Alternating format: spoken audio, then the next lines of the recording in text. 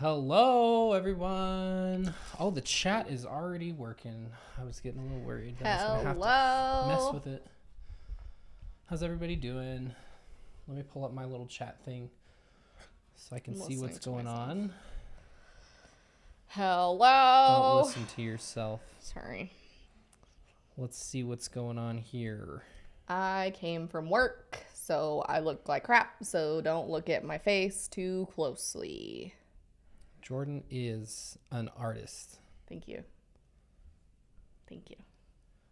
We love it. Honestly, how's everybody's weekend going? Long weekend here in the United States. Shout out to all the labor unions and everybody who fights for us to have fair rights in the workplace. We love that. Shout out to all the unions, honestly, so long as they're not being abused. Okay. Yeah, my hair needs to be washed. I did not have enough time to get that done before. My hair has been recently washed. Do you like it in all its glory? Recent wash. Clark had an interview today. What's good? Visiting funny Bless family. up for the job. Ew. That's probably mean to say, but thank you, my friends. Yeah, sometimes visiting a fundy family is difficult. Totally understand that. Can be difficult. Trigger sometimes. 9 a.m. here. Good morning. Ooh, local Starbucks was striking today. One of the local ones. I love that. We love that. Oh, my hair's Which is tough because a lot of people like pumpkin. I can understand the struggle. Joining from South Korea, what's good? Okay. Have I deflattened my hair again? Are you talking to yourself? It's too thick. Yes, I am. Don't listen to me. This is kind of an interesting situation for us because usually... Ooh, braid stream. That's a Jordan. good idea. Shout out, Jordan. Let's see that. Usually on Saturdays is when I do the video editing, but we're going to take a week off because we're going to be out of town, and we didn't do anything ahead of time to have a video for Monday. So this is your advance notice that there's not going to be any video on Monday. So I'm sorry. Or stream on Tuesday, but we will return for stream the following Tuesday. So we are rewarding you with a weekend video. Could this be considered a reward? I feel like it's a punishment for... Shut up. Rude. Road. Oh, yeah. Somebody said they have a similar cup as you. Jordan got some pretty fucking cool stickers. Some of them you might recognize because we are shameless. We don't give a shit. This is my favorite one right here. I wish I could do like a sudden zoom, but I don't have that set up. It says therapy is mandatory. Therapy is mandatory. And it has a little duck with a knife. Yeah, pro-choice, defund the police, fund education, down with the patriarchy, you know. You know. Oh, Medicare for all down here. What does it say on the bottom? Healthcare is a human right. Let's fucking go. It is also so it is like the leftist mug of Utah, but it is also on the iconic Mormon mom Stanley insulated tumbler. I know what I'm doing. So Jordan could be like, one of you, and they would be like, one of us, and then see the stickers and be like, we'll let it slide. I also, yeah. I mainly take it when I see clients, especially new ones, and point the Someone was asking for outward. the defund the police, fund schools sticker. Let's from? plug them. Yeah, it was an Etsy shop. I'm pretty sure it's Sarah Epperson. Let's see. Sarah Epperson. Momo mom. Momo mom. Yeah, it's Sarah Epperson. So SarahEpperson. Shop. I'll throw it in the chat real quick. On Etsy. She has a lot of cool stuff. Sarah Epperson. Sarah Epperson. Shout out Sarah Epperson. Look her up on Etsy. Okay. We have a lot to talk about today. Do we though? Like in as the title says, I wanted to get to the cookie wars. I wanted it to wait for people to get in here, so we have a couple other random things that we could pull up real quick. Somebody asked about the BYU volleyball team. We covered that in our last stream. We talked about it, I think, quite a bit. Yeah. So go to our most recent stream, and you can watch in there. I haven't timestamped that one yet. Don't come for me, please. Somebody did. I think it was one of the top comments. I just need to like copy and paste them into the chapters thing. I'm gonna do better and start. Do better.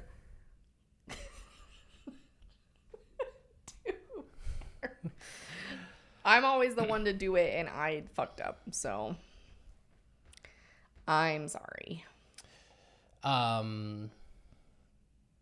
I was just gonna copy and paste them, but I didn't get the time to because I noticed it like after I had time the last few days.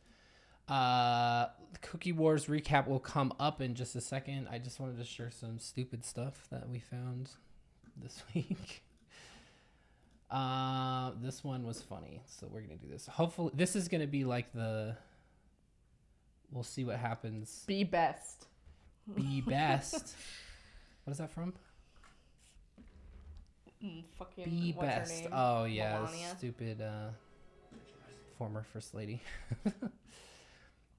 So if we're gonna copyright claim, then this'll do it. That'll do it. Curl my hair on stream, Jordan. I can't even be trusted to curl my own hair without blurring it, without burning it. Jesus Christ! Can you tell I've been at work all day? Good God. Oh no, that's too big. I talk to clients and then suddenly my brain goes like, what? What? All right, everybody, check out this shit. Blew my mind. Oh, hold on. Why isn't... Let me get some audio in here. Sorry, folks. Audio. I don't have... I recently changed to Chrome, so we don't have like our username and password things popping up. I hate Google Chrome, by the way. Fuck Google Chrome. Welcome to Jurassic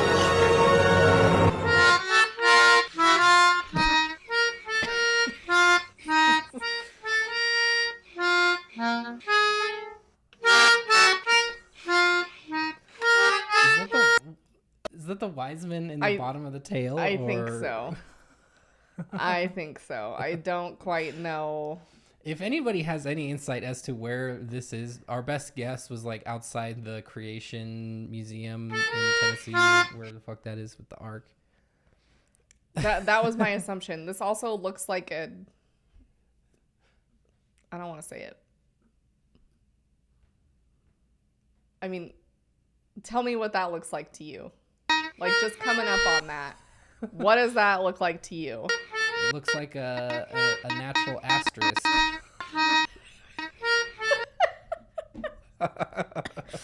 Jump scare I'm warning. not sure where it is. Yeah, this definitely was like a subtle jump scare. I was like, why the fuck? What does that say above there? The greatest heart. That's what I'm saying. It's not a heart. Oh, I thought you were talking about down below there. No. That's looking like Well, that does too. The end cap of your colon. You know what I mean. Oh Well, also, who are these? Is this supposed to be the wise men? Why are they in a hole? Or like some of the apostles? Maybe this is like a reclaimed dinosaur sculpture. Like it was already there and some organization bought the property. And they're like, no, we can't be having this shit up in here. It's got to be Jesus. Maybe. I don't know. Somebody said Creation Museum. That's what I assumed. Does it say in the comments? Let's go looking. More clips of this park on my page. What does that mean? What does that mean? Who knew the dinosaurs were just Jesus and three dudes in a dino suit? Shout out. They somehow managed to make going inside a dinosaur disappointing. Oh my God. Getting Rick rolled, but it's Jesus. Nobody has Nobody has said anything. Nobody has the answers. Welcome.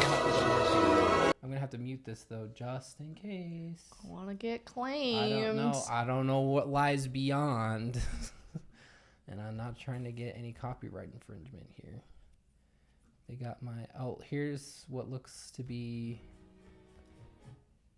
Dinosaur. Oh fuck! I hate how this works.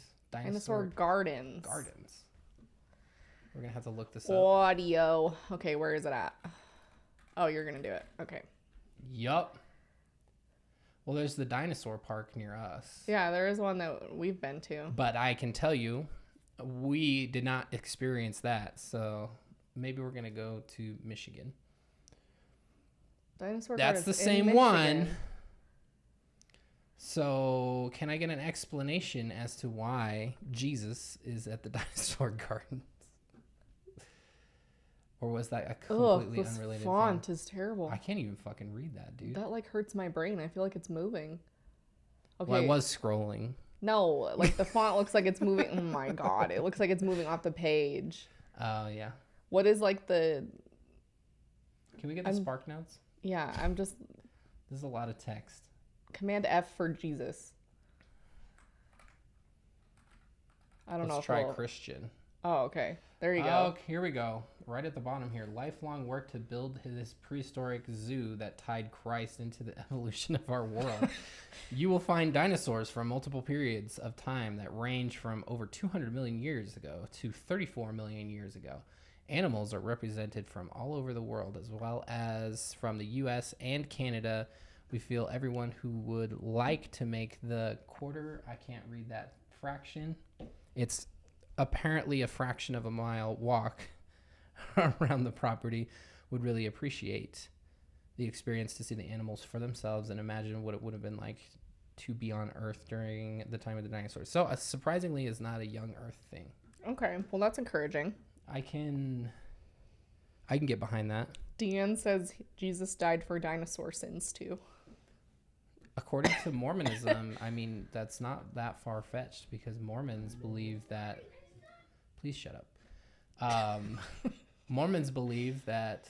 Oh, it closes the whole window if I do that? That's annoying. Animals will be resurrected as well.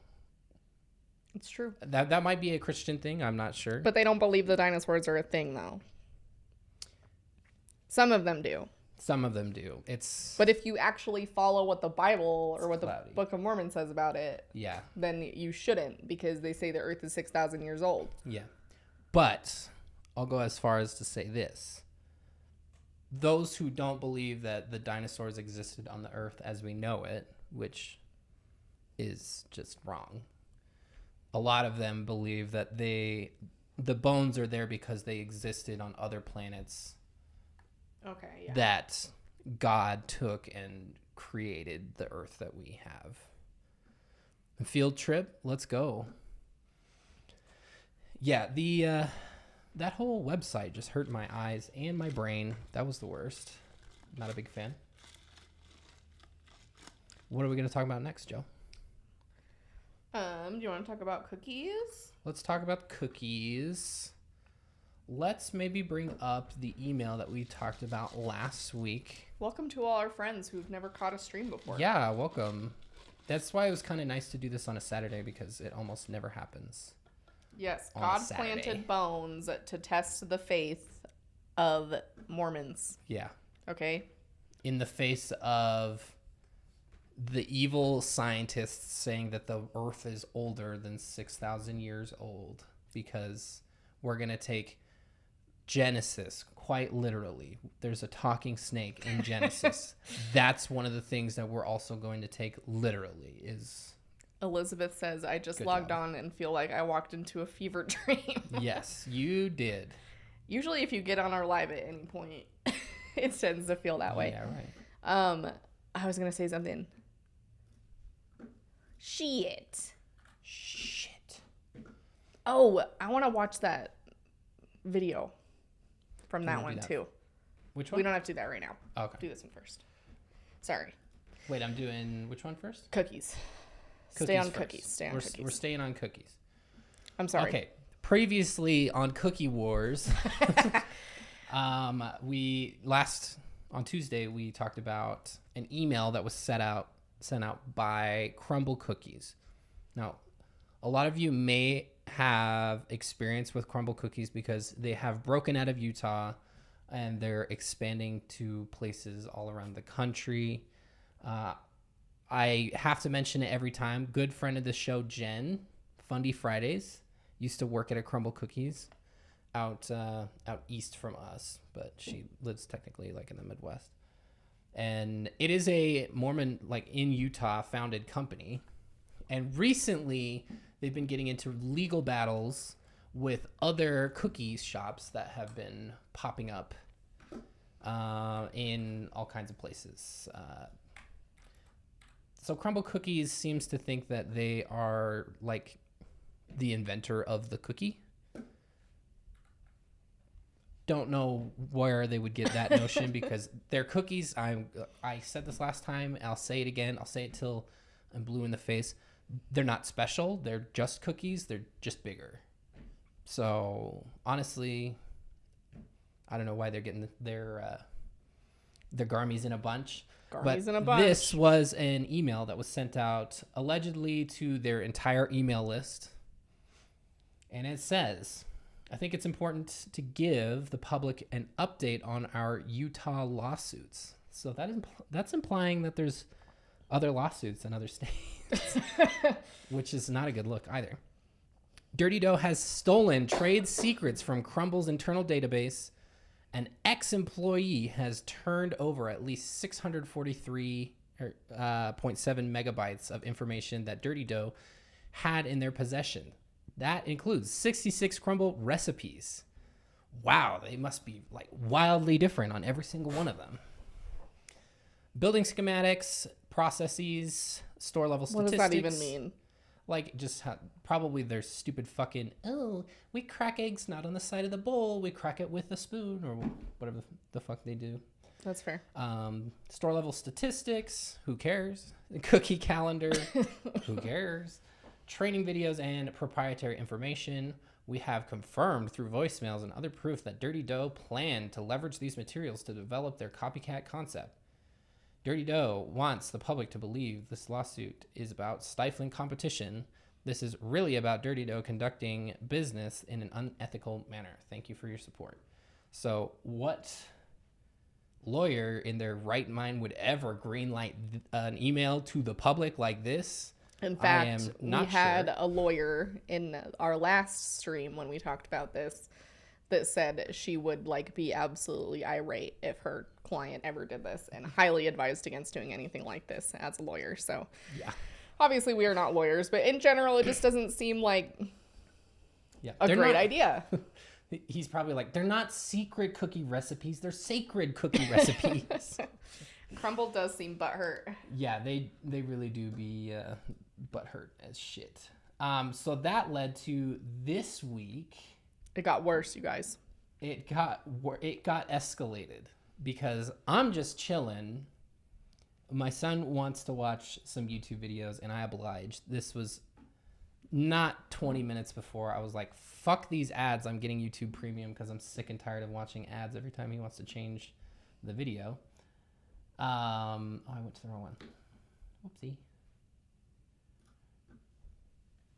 And I'm just sitting there, and all of a sudden this ad comes on, and I'm like, yo, what's going on here? From Dirty Dough.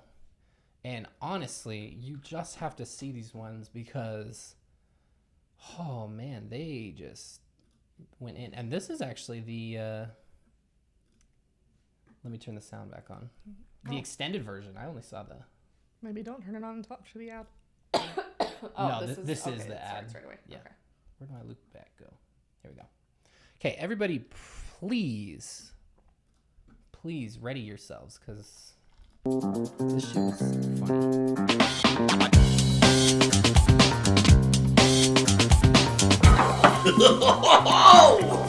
There are two things that I believe in as an American. One, the free market. Two, suing the pants off of anyone else who makes cookies. Sit down. Gone chair. On it. Somebody's playing dirty.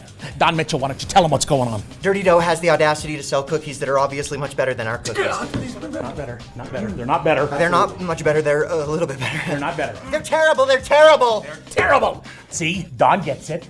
The rest of you get it. Write it down. Write this down. Where's my attorney? I'm right here.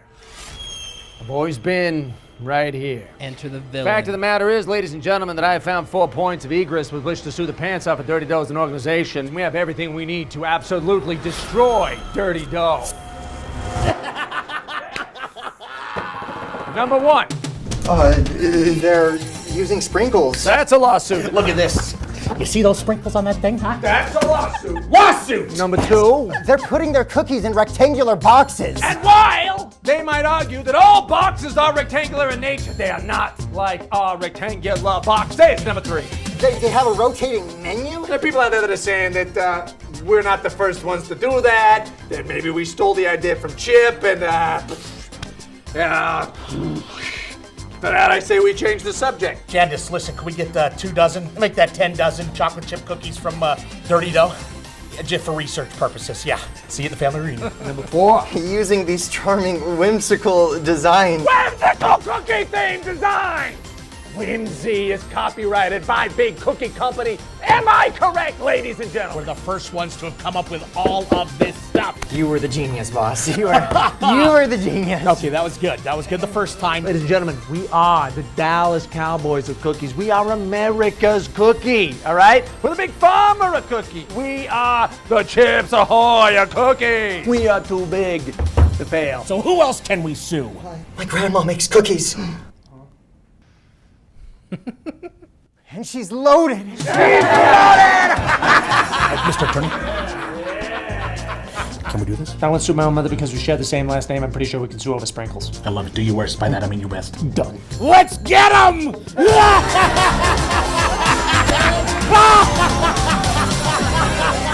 This is actually the extended version, and there's a lot more in there than I had noticed previously. It's It so does feel like- good. Live from New York. It feels like an SNL skit, that's for I sure. mean, BYU does have Studio C, which They is do. the BYU TV version of SNL. You may have seen a skit or two from them. Actually, they put their shit on the internet, and sometimes it goes big. But the shade, The absolute shade. Funny. I loved that so much, honestly. I'm sure. I don't know who. We know for sure that Crumble is owned by Mormons. I don't know about Dirty Dough, however. Although I am like team Dirty Dough at this point because this ad was like fucking genius. I honestly couldn't give less of a shit, but yeah, go Dirty Dough. Like I really don't care if They're we prob- don't do yeah, it's Crumble, like- but Capitalism breeds innovation, and like the innovation. you were on Portlandia for a few seasons. Yo, what? Are you for real? Gonna need a follow up on that. Yeah, we're gonna need to hear more about that. I spent all of today watching all your videos. I'd miss free to have a surprise stream. I've been blessed with your content. Bless you. We love it. you. Sister Wife Thin Mint. Thin Mints sound good. That does to be sound honest. good. There was another one, so I wanted to show that one as well. This one was pretty kind of along the same lines as what they left off. Looks like we got another Dirty Dough situation. Let's get them. Hi, cookies? This is a cease and desist order. You're gonna have to shut down the whole operation. Are you crazy? Why? Because you're selling cookies, that's our thing. I also noticed a lot of whimsical cookie-themed designs all over your stand here. Did your parents ever teach you that it's not nice to steal other people's good ideas? You either need to buy something or leave. You're scaring off the other customer. They've got sprinkles. Well, how many flavors are you kids selling? I don't know, whatever my mom makes. They kind of just rotate every week. Rotating cookie menu? That's our thing. Oh boy, I hope you kids have got good lawyers. My dad's a lawyer. Oh, okay. Well, in that case, we'll get 3 cookies. In all due respect, so you you want a also cookie? have a good lawyer. I do. That's right. He's my lawyer. That's right, lady. So if you think your dad's such a hotshot lawyer, I hope that hotshot lawyer's got a hotshot lawyer, because I got a hotshot lawyer who is really good. We'll see you in court. Big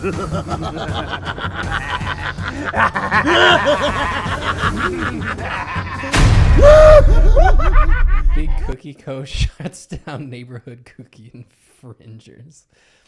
This is good because the best comedy is born of like actual legal documents. It is just so good, honestly. Like, this is peak, like, amazing comedy from a freaking Peak company of all things. Hell yeah. What is going on with the chat? It suddenly decided that he was done, apparently. Let me see if I can fix this.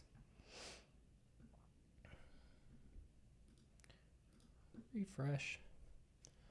We'll see what happens. Hopefully it gets fixed. If not, I've got to back up. Sometimes we have technical difficulties literally Basically stream. every time. Always love that for me. Oh, there it comes. Okay. I hate how it changes colors like every time. It's annoying. Brianna, I am fangirling so hard. I've never been able to watch your show live before. I'm so obsessed. Hell Thanks for being yeah. Awesome. You are so sweet. So sweet. Second anointing lemon squares? This reminds me of H3. No, second anointing pecan sandies. You get that little bit of alliteration in there. Did you see what they just said? Second anointing sandies. That's a joke. You're blowing smoke. Don't blow smoke up my butt. That is the best compliment. Do you want to though. tell the story about that? Okay. When McKay and I were we engaged by that point? I don't know that we were. I don't know. Honestly. Anyway. Oh, let me mark down the timestamp here Okay. before we go too far. 29 minutes. So we're in my kitchen. McKay is visiting me. 420. Blaze it. So McKay is in my kitchen. He's coming to visit me because when we were dating, he lived in Idaho. I lived in Utah. And so he was visiting me. We were in my kitchen. I had just put something in the microwave and I had like given him a compliment on something or like said something nice to him. And he looked at me and he said, "You're just blowing air up my butt."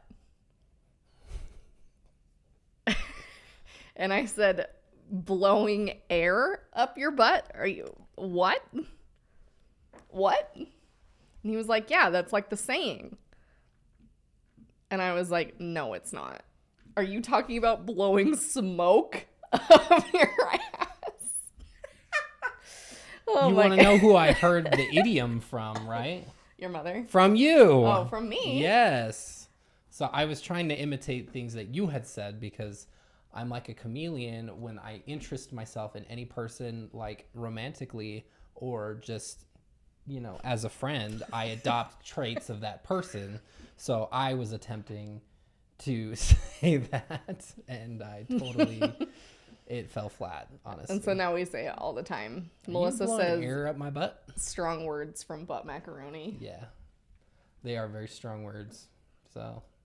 Okay, let's watch the thing from last week that we didn't get to. Okay, let me go back here. So there was a video that got posted in Fundy Snark Uncensored on Reddit that I saw from Paul and Morgan that I thought was just like really fucking cringe. So sorry, my brain was buffering. So we're gonna watch it. What is it? Temple Marriage About? Macaroons. Ruby Red Cake. Thank you. Distortion Donuts. Distortion Donuts. Jody. Lulling you to sleep in real time, Chelsea. Sorry if this scares you. Turtle Creek Lane, man. I haven't looked at them for a minute. Which one was this? Bottom. Oh, okay. I think I remember it. Can I get rid of this top bar? Why is Google Chrome so ugly? Don't be a hater. Okay, so this is just bizarre. This is from one of their videos, so we'll watch it and then you can... Sorry, Chelsea, I figured that might scare you. I was like...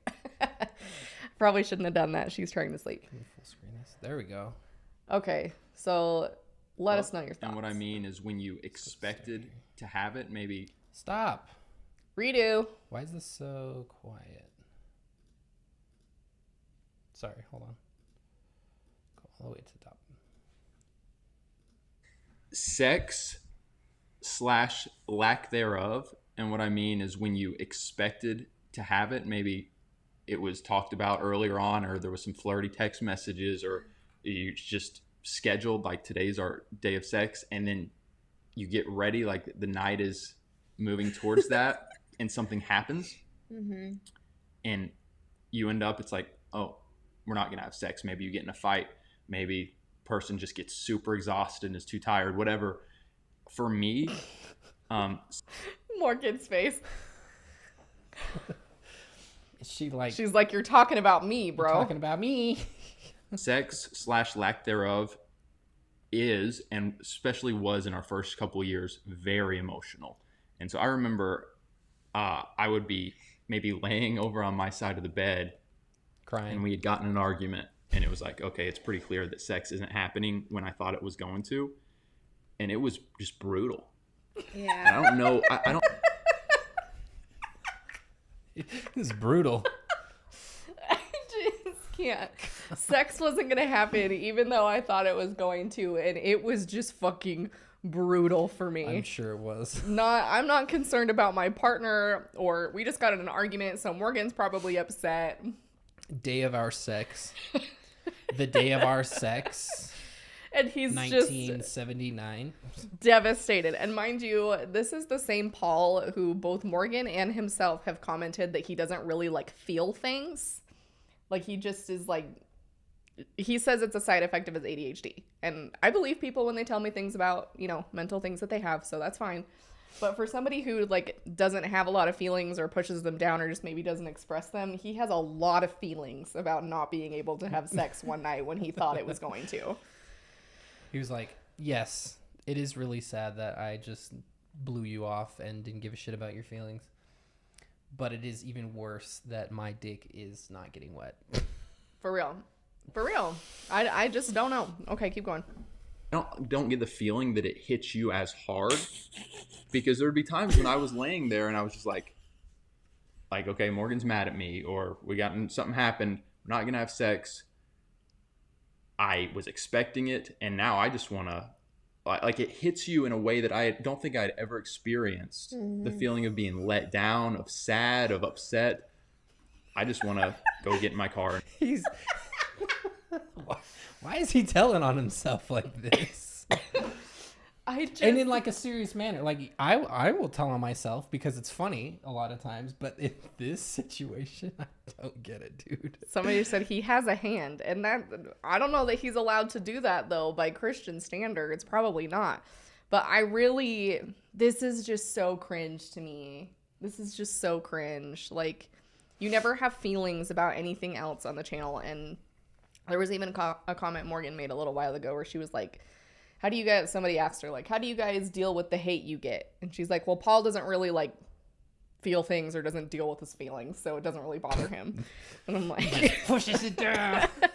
Which, like, you know, is concerning. Like, maybe go to therapy. I highly encourage you to go to therapy. I encourage everybody to go to therapy. Jordan could hook you up with somebody. She couldn't, obviously, because we know too much. But Nah. I just can't. This whole dynamic is terrible. The likelihood of them not thinking like, oh, every sperm is sacred. Mm-hmm. I don't know. Especially with how, and like, it's totally valid that, I mean, they struggled with fertility for a long time. So I'm not going to like, oh, it's just no big deal for them, because I'm sure it is. But even still, like, semen retention decreases your here's the thing, your though, generation of that. So while I'm watching this, Morgan laughed about this, so it's kind of funny to me because he's like having this like emotional devastation over the fact that they didn't have sex one night. Nice, he just knocked his phone off. So, and you know, he's in utter devastation, and Morgan is laughing, and it is just bringing me joy that this like dynamic is happening. Okay, Yeah. go on. And maybe that is their dynamic, but from the outside looking in, it just looks like he was just so obtuse, and she thinks it's so funny. It's hurt. And strive. I just want to not be here. I'm angry, like literally so many emotions, because I think it's a combination of sex is just so pleasurable, but it's also so intimate and so beautiful, and suddenly that's being taken away. Yeah, it definitely, like, if Paul and I get into an argument and sex doesn't end up being on the table that night or whatever, in the first few years of our marriage, I knew that it hit Paul way harder than it hit me. Like, I would just roll over and be like, good night. So you knew. Like, of course I knew. So you were aware? And you just rolled over and... Yeah, I wasn't having sex with you. I was mad at you. Now, I will say there are Look times... at the look on his face. Oh my God, I really hope this was not just them having a moment and this was theatrics. Please, for the love of God, tell me that this didn't just happen, like, in the moment. I honestly cannot believe that I they am left all this in. for realness, but holy shit, that is a little embarrassing. Well, and you can, like, I'm not here to tell people what to be upset or what's not No. upsetting about, right? Like, if it hurts your feelings, it hurts your feelings. You're in a relationship, your feelings are valid. Like, in this situation, I think it's kind of a little exaggerated over, not having sex one night because she's mad at you. But neither here nor there. Like, No, this must have been night after night after night because... No, but they have a sex schedule. Oh, that's what I'm missing. So I don't think it's like it didn't happen one time and it never happened again. Like, and let me say, there's nothing wrong with having a sex schedule. If it works for you, it works for you. Okay. But I think this was so how many awkward times did to this me. have to happen for him to like get feeling this way? Because if it was just like we had it planned like always and it didn't happen, it's like no chip on my shoulder, whatever. But I would really hope that it wasn't like a one-time thing every now and then, and he just like I just really deflated. This whole dynamic, like I've seen, we've watched every other enough day is reaction- their schedule. Jesus Christ, dude, you got the 2 days after that. Chill. Yeah. The thing about this is I've never seen Paul react to something that Morgan has said like this. And, we don't watch all their videos, but we've done, enough reaction videos and I've seen some of their clips on Fundy Snark. So I feel like I've seen enough, and I have never seen him respond this way. Like, I feel like he's totally shrunk and he's totally hurt that she's just like, yeah, what the fuck? Like, Right. Dude, hello? Damn, Paul, this is not top G behavior. No. This is drinking tap water behavior right here, not bottled water. I think this is almost to the end. Yeah, it's only... There are going to be times in your Wow. marriage where you guys are mad at each other. You should still have sex. But sometimes you shouldn't. Disagree.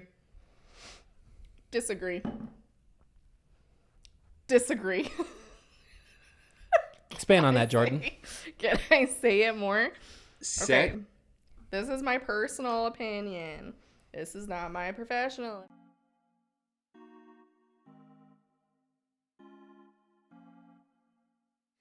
So this is my personal opinion. And so Sorry, nobody heard that. What?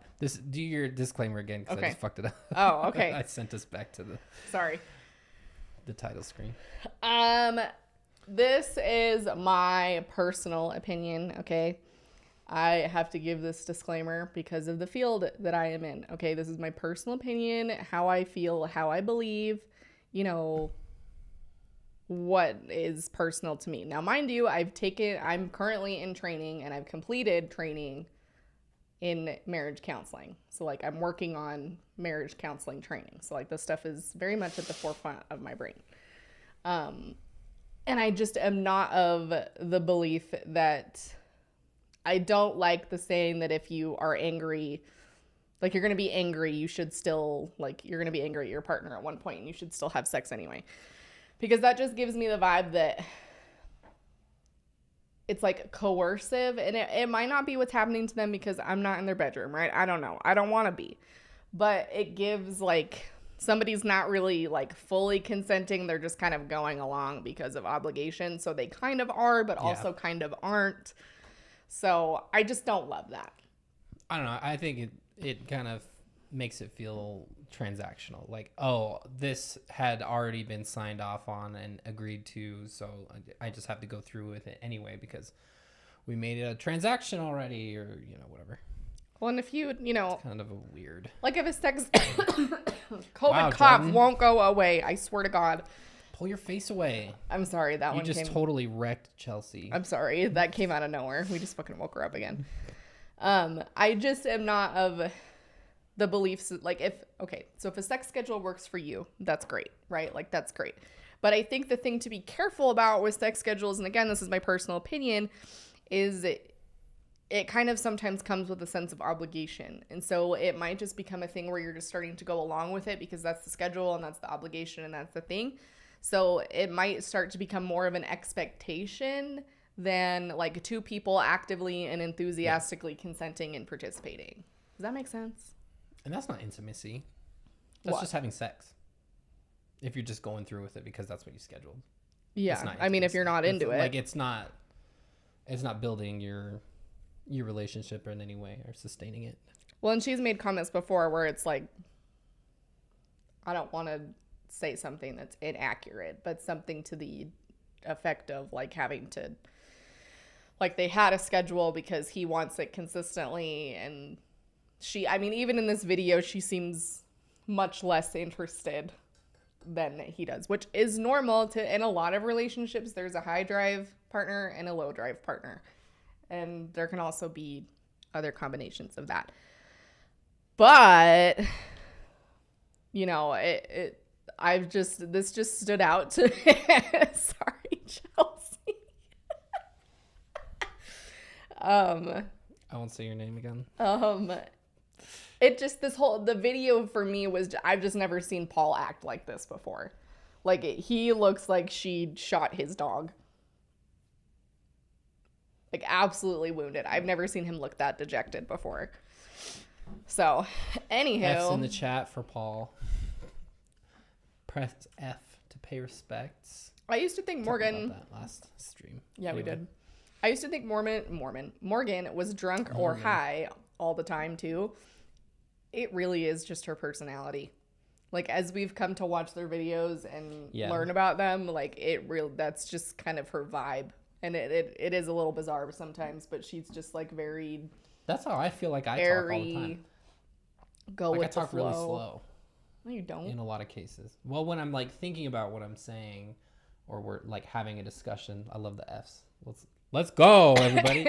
F's in the chat. When we're having like a discussion, at times I can feel like I'm just like my brain is running very slowly. Chelsea's awake and getting cereal. Let's go. I recommend Crunch Berries. Fuck yeah. Everybody, Quaker is a W grains company. Thank you. That's all I have to say about that. You know. D for disrespect, Paul in the chat. You guys crack me up. No respect on that name. So anyway, there's your Paul and Morgan video that we didn't get to last time. D's in the chat. D for D's nuts. Got him. Anyway. What else did we have? Let's put an ending time stamp for this one. Boop, boop. I want to do better, everybody, so I'm putting in the work. Do better. If anybody ever wanted to like go above and beyond, is be like, hey, here's what I have noted for the chapters. I would totally love you, but I'm not. Somebody has done that one time. Somebody did that one time, and I was very appreciative. Let's see here. D's for disrespect to Paul for his comment. 48:30. She also kind of dunks on Paul a lot. Like, I don't watch her Instagram stories or anything, but they get posted in Fundy Snark a lot. And she dunks on him a lot. Like, she'll make fun of him and shit. And it is kind of funny to me, like, how much she kind of nags on him. Right. Which is definitely not the vibe that you get in their videos. So it's kind of funny to see. We're just vibing out here. Love to see the D's. Love to see it. Yeah, I think she's pretty close to having her baby too. Okay. Fun times. Let's bring it back to Mormonism. Going for another Reddit link. This I came across this afternoon, but man, it just goes to show the fucking disrespect a lot of times that people, when they are leaving the Mormon church, experience, and it could just oftentimes just be out of this fucking world. Would you like me to read this?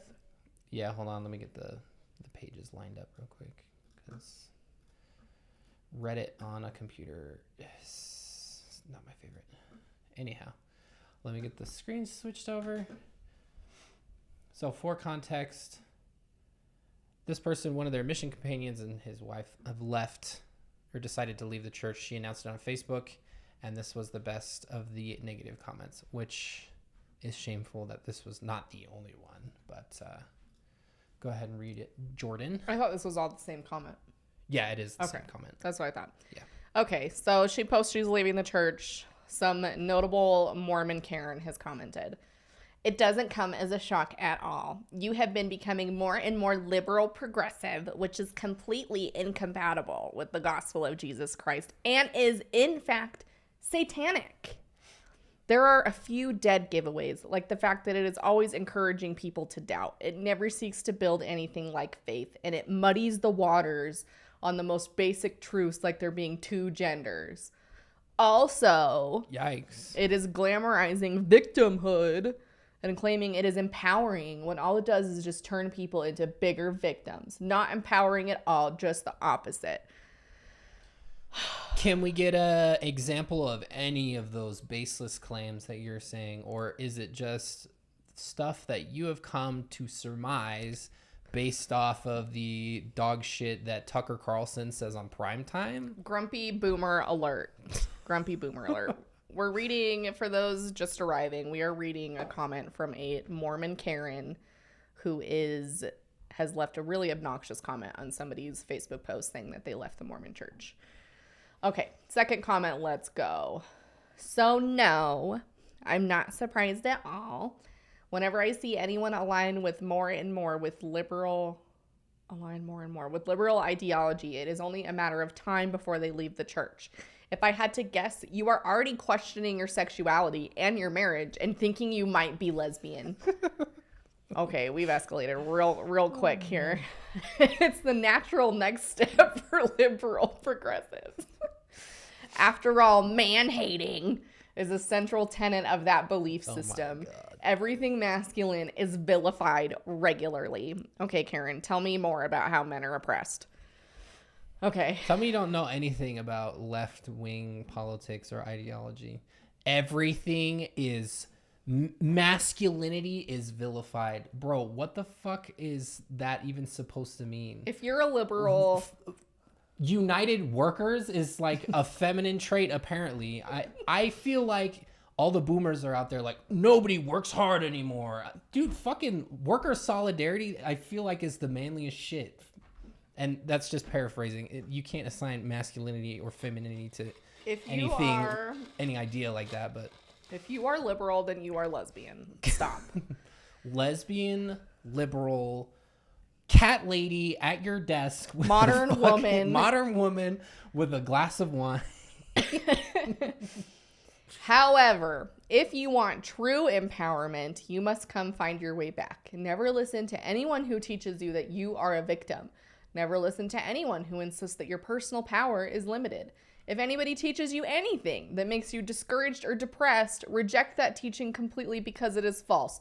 Hold up. Let's reread that sentence again. If anybody teaches you anything that makes you discouraged or depressed, reject that teaching completely because it is false. Hello? Hello, Karen. Hi, how are you? Are you listening? Not a fucking bit. I'm not. The truth will always make you feel stronger, more powerful, and more in control because you will have a greater understanding of things as they really are. This is the cringiest shit I've ever read in my life. The worst. I just can't with this. This is some grumpy ass boomer woman who has taken the time out of her miserable day to leave this god awful comment for somebody who's just left the church and is probably feeling pretty vulnerable. Right? And the last thing they need to read is something like this. But this is just to affirm for everyone how fucking toxic Mormons can be. Like, they're all like, we don't hate non-believers. Shun the non-believers. And we're Christ-like. Shun the non-believers. And we love the gays. And, you know, we do all these things. But you dumb liberal lesbian bitch. Let me. You dumbass. You fucking idiot. You don't understand. I just can't. I can't. I know. They will. So many Mormons will go out of their fucking way to nail the coffin shut. Like, there's no going back after that. There's no fucking way anybody would want to go after that because, I mean, best case scenario, she's like, man, maybe I did misunderstand the doctrine completely and I was never welcome, ever. So, God, that is just disappointing, honestly. Well, and the whole, if it makes you feel bad, then reject it because it's false. And I'm like, Mormonism teaches a lot of people to feel bad about a lot of things, especially women. So, I mean, like, if you really want to, you know, really just small things, intangible things like your whole body. Leopleurodon. So many Charlie the Unicorn fans in here. I love it. 6th grade, dog. I freaking love it. That was a long time ago for me. I really would love to live in a world where I just refuse to believe anything depressing. Gretchen, see? Dude, that would be great. That's where Mormons exist, like, most of the time. Yep. Like, the worst of the worst things that are happening are, like, attacks on freedom of religion and anything that's, like, bad against them. But other than that, it's like, everything's hunky-dory. We're just, you know, she is happy spiritually swole. Spiritual gym rat. Does the angel macaroni like help you out or no? I think Dirty Dough should expand into just all around delicatessen, like angel macaroni salad. We need to. There's a lot of opportunities there. We need to do a cooking with McKay stream where we can make all these things. The Mormon Leopleurodon says, follow the prophet, Charlie. Follow the prophet, Charlie. Mormon temple, Charlie. Oh, dude, my God. Oh, my God, dude. Okay, sorry to anybody who's slightly younger than us or, like, any amount of older than us. Pull it up. What am I doing? Can we get claimed Will we get claimed for that? I don't know. Nah, I don't think we need to pull that up. You can look it up. It's Charlie the Unicorn. It's Charlie the Unicorn if you want to look it up. If you're here and you're participating in this chat right now, you are probably aware of Charlie the Unicorn, but it is very cringe. It's classic. Cooking stream, endowments for the dead, Charlie. Endowments for the dead. They took my fucking kidney. Okay, what's next? No, it's spleen. They take his spleen. No, I thought it was kidney. It is a spleen. Ow, my hair is in my mic again. We have more Mormon cringe TikTok over here.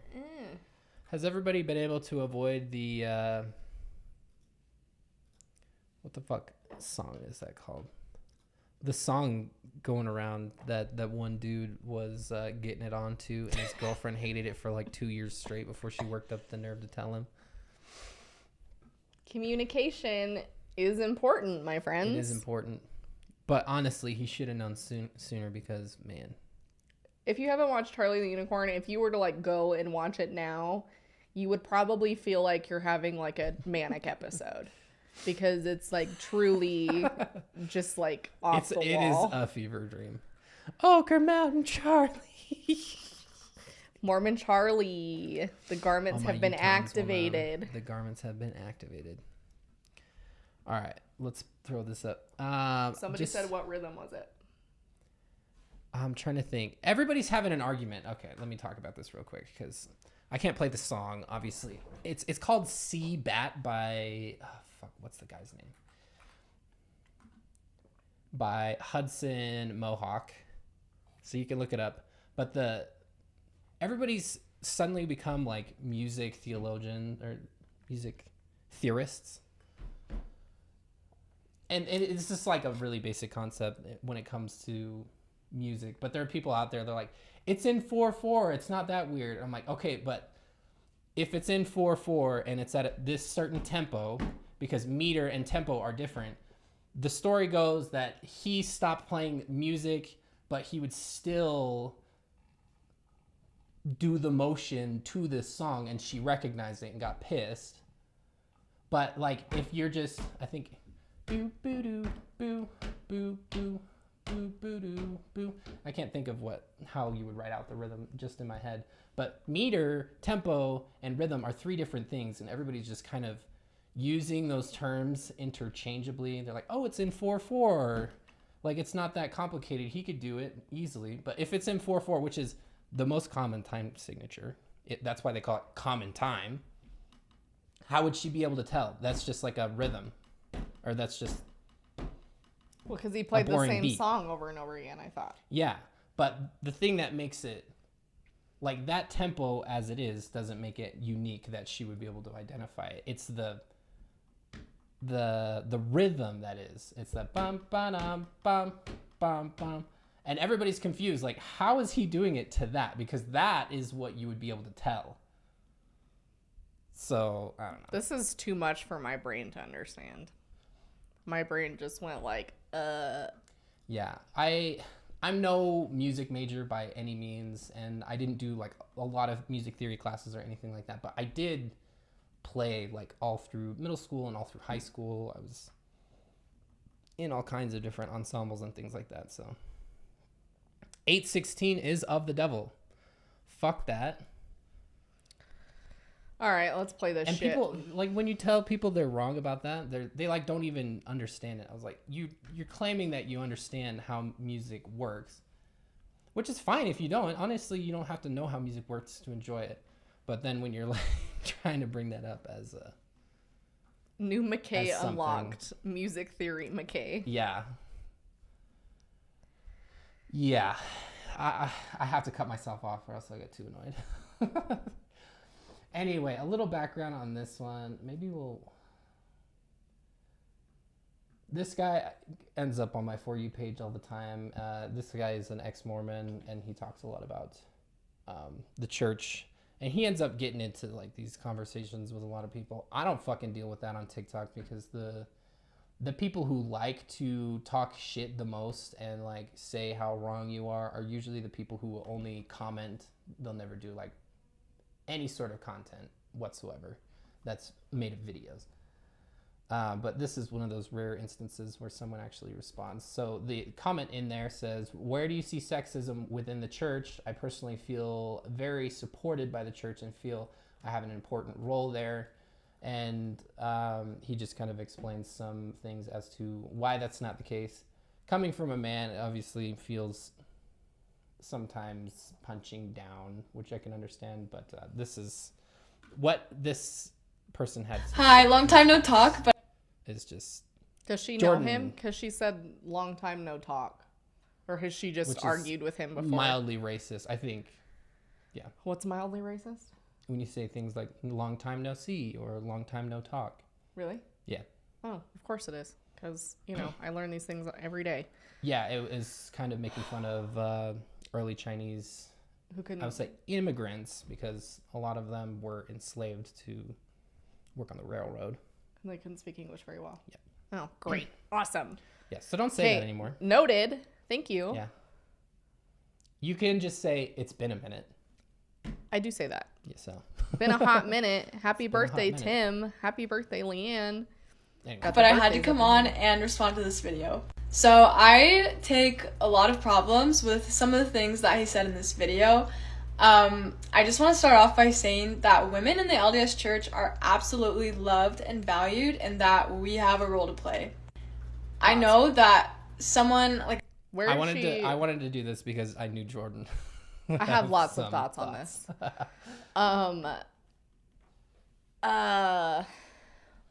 Did you look enough on her to see where she's from?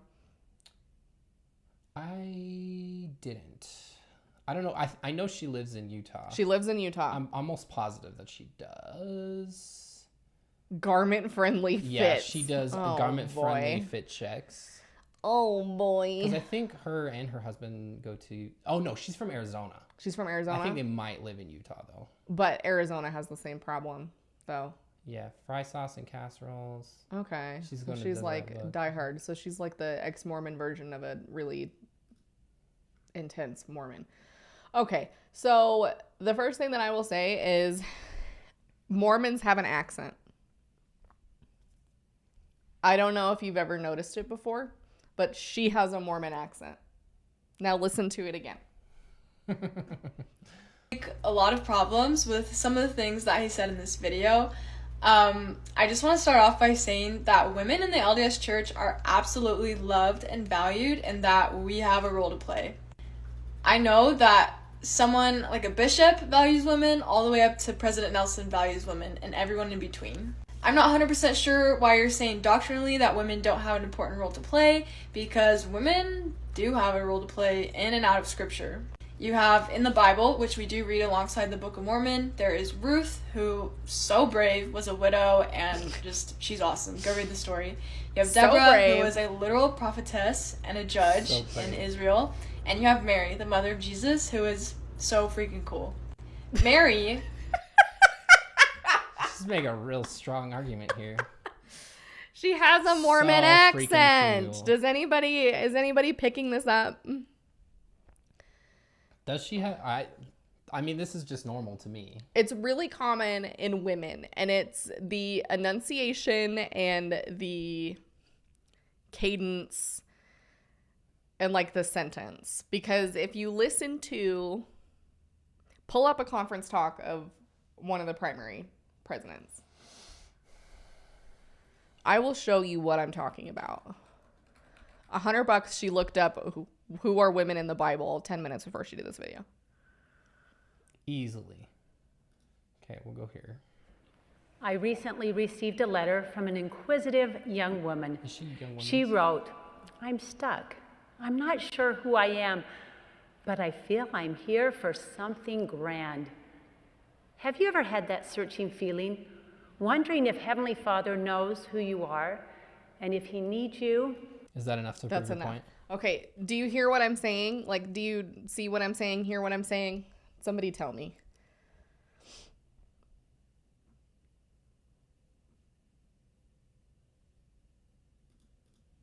Somebody tell me. You guys take a minute to catch up. Take a minute. Someone says, I still have it. Okay, now I hear it. See, okay, so it's like, apparently I might still have a little bit of it. But they talk in general conference, like, she's like less of a intense example. Who does it like really bad? I honestly don't know where you're going with this, so I couldn't tell you. It's like, okay, people are telling me they hear it, so... I don't know. I'm just around it all the time, so I don't really... Off with you. Off with your head. Don't!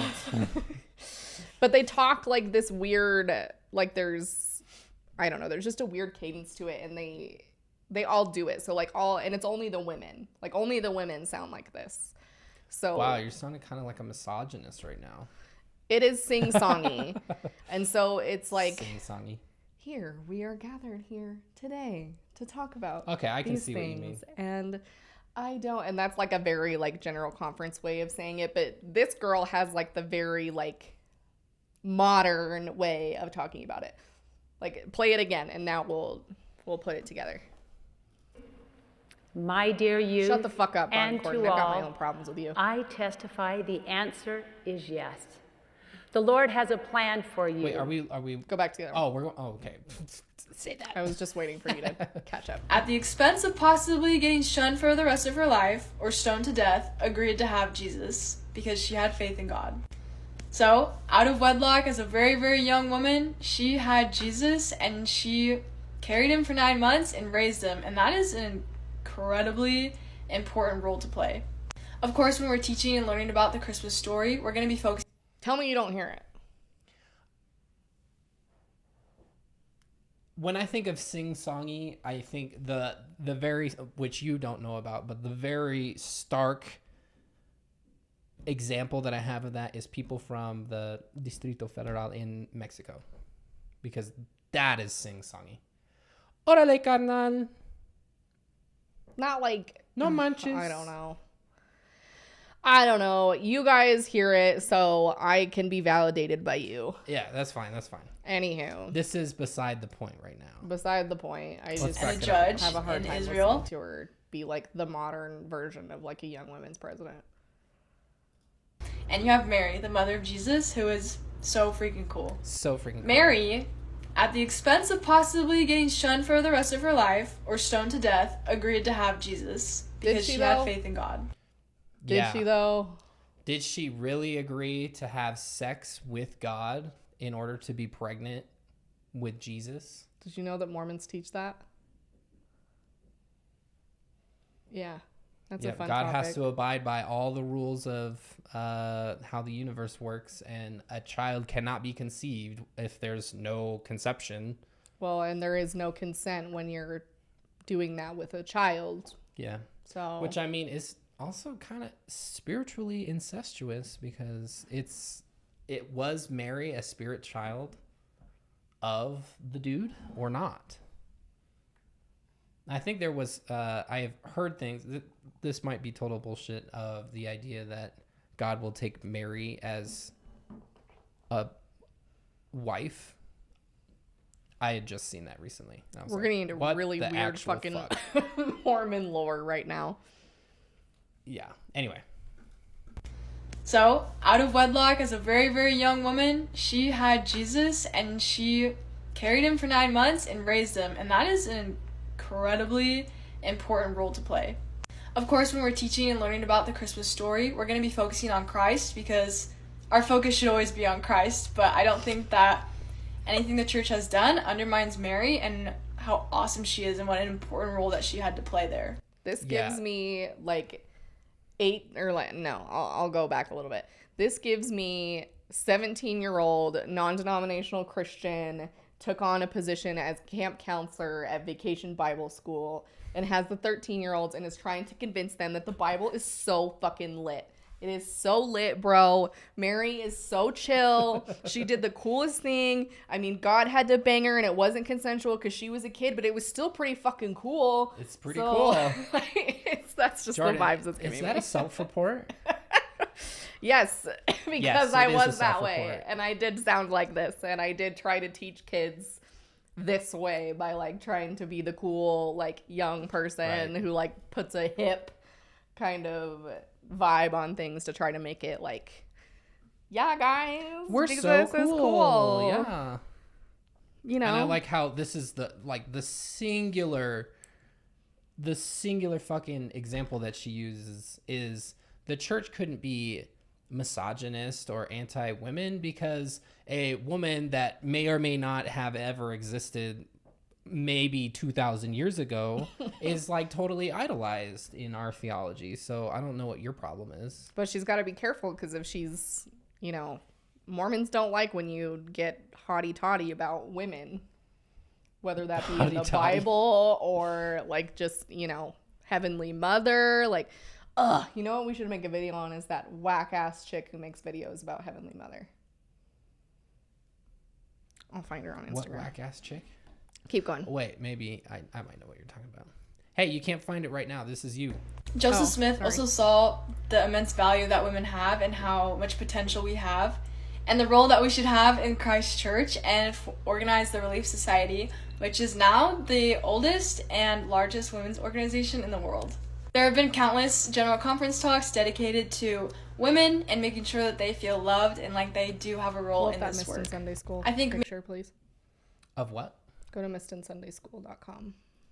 Sorry, somebody asked if there were 13 women named in the Book of Mormon. There are 6 named women in the Book of Mormon. She said 3. They said 3. There are 3, yeah. Okay. 6 of them, 3 of them are mentioned in the Bible. They're the same person. And then 3 unique ones. And one of them was a harlot named Isabel. Yep. One of them was Don't wanna be Nephi's that one. mother. And the other one is named Abish. And she had like a 7-verse block. This girl is very Mormon. Okay, what am I looking for? Go here? to topics and then go to, there should be one on women. Sexism. There's one in particular. Yep, the conference summary. That's what I'm looking for. Oh, yeah. Here we go. What's this one? This one's 2020? Oh, go to 2021. Here, we'll just do this one. We can do like a little progression over here. Okay. God damn it. I recently Bonnie, received a go letter away. from an inquisitive No young one woman. fucking likes you. I hit the Okay, so C and the V at the same time. the point is, she's talking about how there are conference talks that talk about how important women are. So General Conference happens twice a year, and there are a bunch of speakers, okay? So let's just compare these two. This was in 2020. We've got 415 minutes, 29 speakers, and 8 prayers, and all of those came from men. So out of all that time, women have 50 minutes, 5 speakers, and 2 prayers. And it wasn't until like, I don't even know when. 2013 that women were even allowed to pray.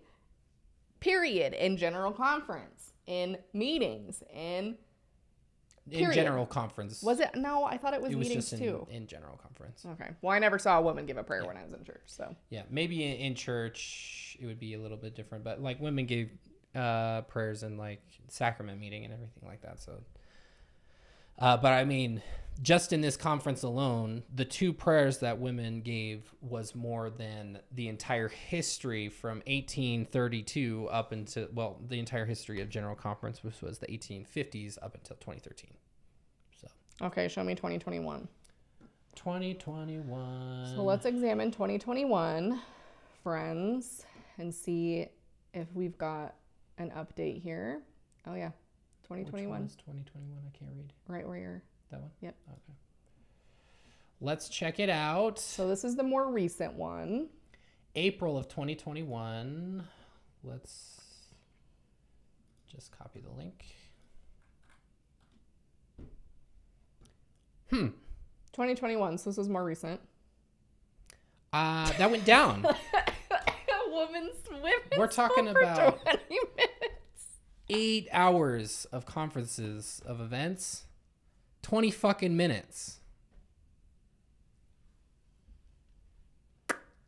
There's lots of conference talks about women. Yeah, they are really just killing it when it comes to equality between men and non-men. And I get that her argument is probably like, well, all the men talk about how sacred women are. Well, we hear a fucking lot from men. I don't see a lot of action from the men. Yeah. I see some token women being thrown in the mix so they can't be accused of being sexist because they're like, well, we have women that speak at General Conference, and that means we like women. You know, like That was a very excellent impression there, Joe. Okay. Anyway, well.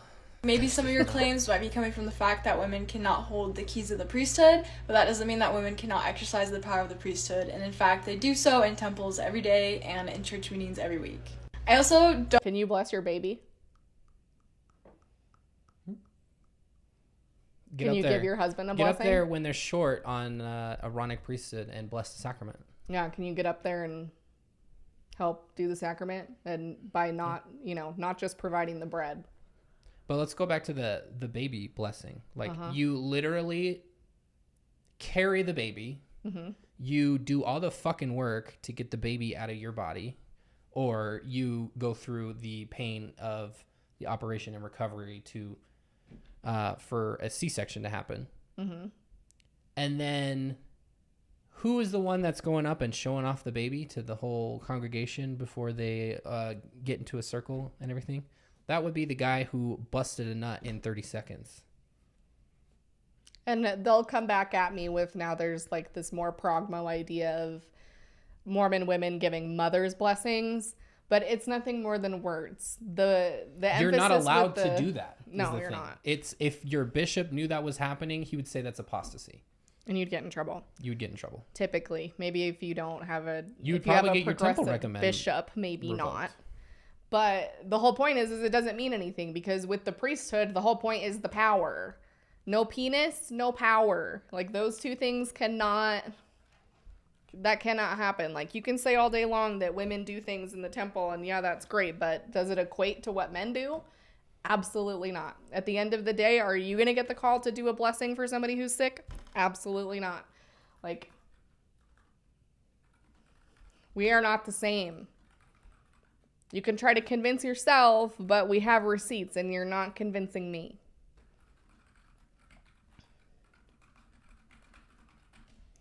Sorry, I'm trying to find something at the same time. Don't like the fact that this video kind of undermines motherhood and what an important and challenging role a mother plays.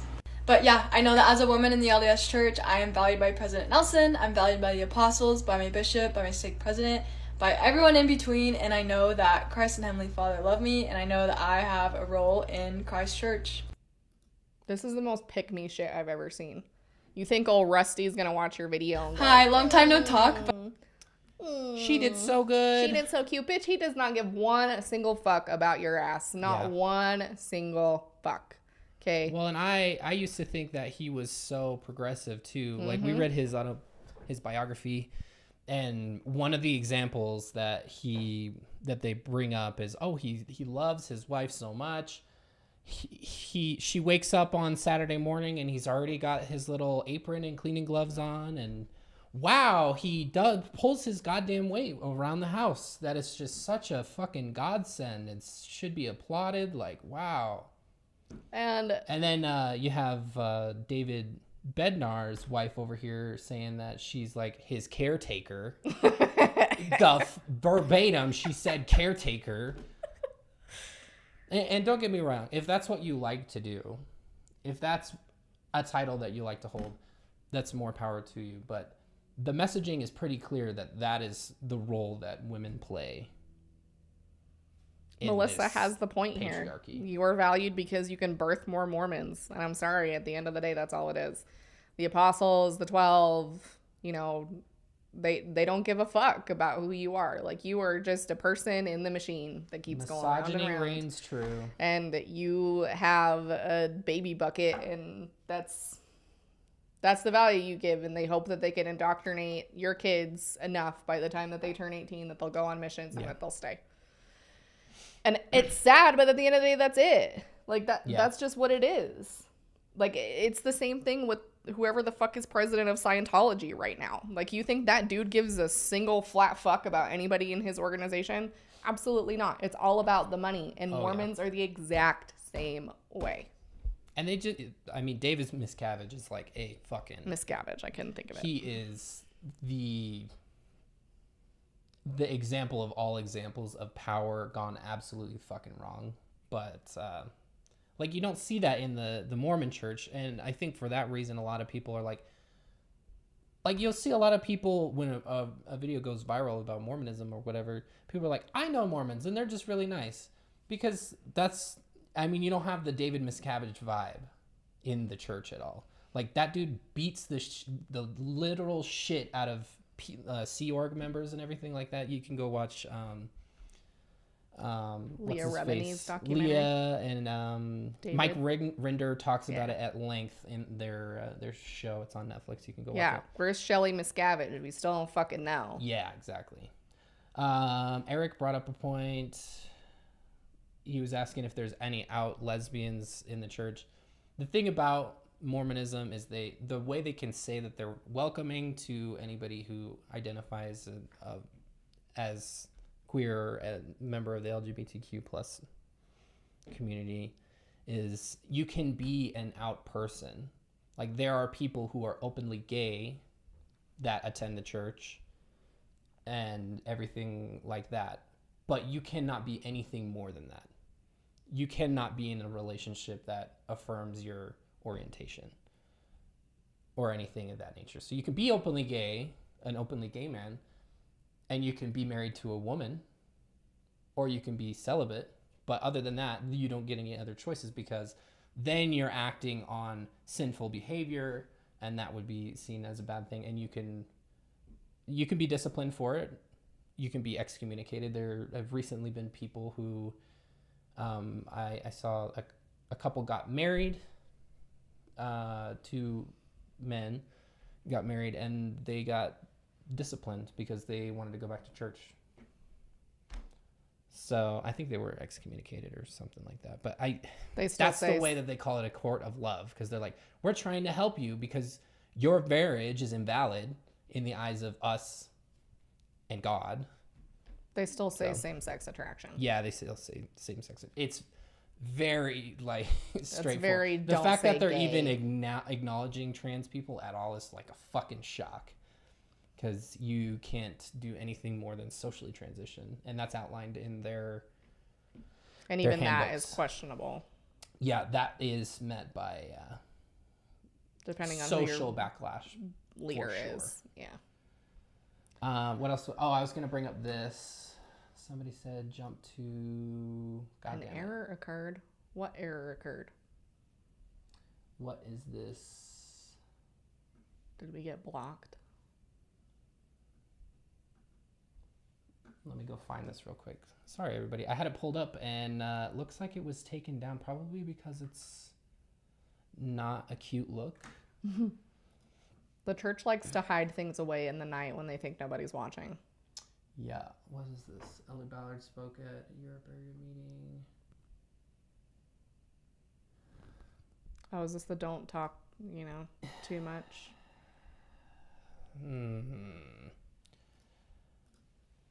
I guess we're going to have to read it. Satan has manipulated our computer. I can't find the video of it, just to prove it to everybody. This Times and Seasons. Times and Seasons is kind of like a little interesting. Old Joe and Today, Elder Ballard spoke at a area sisters meeting. Yes, the same meeting with the poster. Let's look at this. That's not even there either. You can see the video here. I went to pull up the video. This is the same church's website. YouTube link is broken. So we'll go back. If you go to about 4 minutes, 5 seconds, he says this.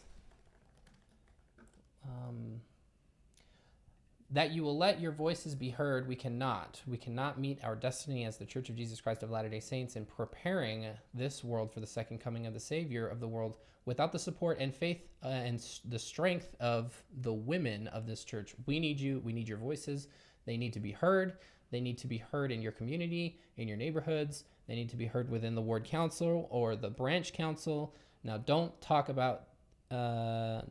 too much in those council meetings. Just straighten the brethren out quickly and move the work on. We are building the kingdom of God. I want to concentrate right there. Now, don't talk too much in those council meetings, because they're headed by men. They're all presided by a man with the priesthood. Just straighten the brethren out quickly and move on. Move the work on.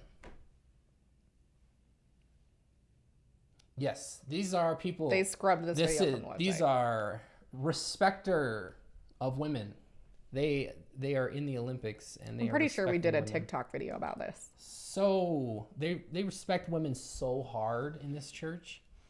I feel like we did a video about this. Yeah, and they always like to tout the Relief Society was founded in the Nauvoo days of Joseph Smith. Let me see when the Relief Society was founded. I don't know if we did. The Relief Society is the women's organization within the church. Yeah, and it had a hell of a lot more power than it does now. Oh, yeah. 1842. So it is the oldest continuously existing women's organization that we know of, at least. And they tout it as the biggest one in the world, but they have a budget And Jordan, who is the person who signs off on the budget for the women's organization? Men. That would be the bishop. Their funding is literally controlled by a man. Literally. So I don't think this is the hill for you to be dying on. I swear we made a video about saying. this. Maybe not. Is this chat moving? Yeah, it is. Okay. It was really popular on TikTok for a while. Yeah, nothing to see here. Just saying. Just saying. Kind of interesting how that works. Did she mention the Relief Society in that video? It might have been in a different video that I was watching. No, she did. I don't recall. Okay, she did. She did. Yeah. So it is true that it is the longest lasting women's organization, but, you know. Maybe we didn't do a video about that. I thought we did. I'm pretty sure we didn't. Anyway. On to the next one. On to the next one. That's all we have in the doc today. Let me pull up my stuff then. Jordan's got stuff. That's all you had today. Thank you for sending me the stuff, so I have the links right here. I'm sorry. You can add them in the doc as we're going. I know. I can field some questions while we're waiting. I'm going to let Jordan have a pass on this one because she was at work all day. They're bigger than the Catholics Women's League. From what I can tell, they are. Based on the official numbers. Obviously, we've talked about this before. The numbers are over exaggerated because they can count people who are still on the rolls, even if they don't attend regularly or at all. So that's why we always push to have people remove their records from the Mormon Church if they were ever baptized. That way they can't count you, because then they won't be able to count you, and it will expose their actual true numbers. Have you guys seen the show The Owl House? It's so good, and it's got a really great depiction of Christian fundamentalism and religious trauma. I've never even heard of that. Yeah. Rebecca, yes, they really believe that Mary did the hanky-panky with God, and this is something that I very recently had discussed in a BYU Idaho religion class. So it's not something that is coming out of left field that's not up to date or anything like that. If I really wanted to, I could pull up scriptures that idea is based off of, but Swifty Army has to be bigger. Yep. Easily.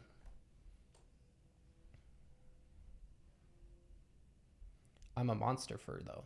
I don't know what that is.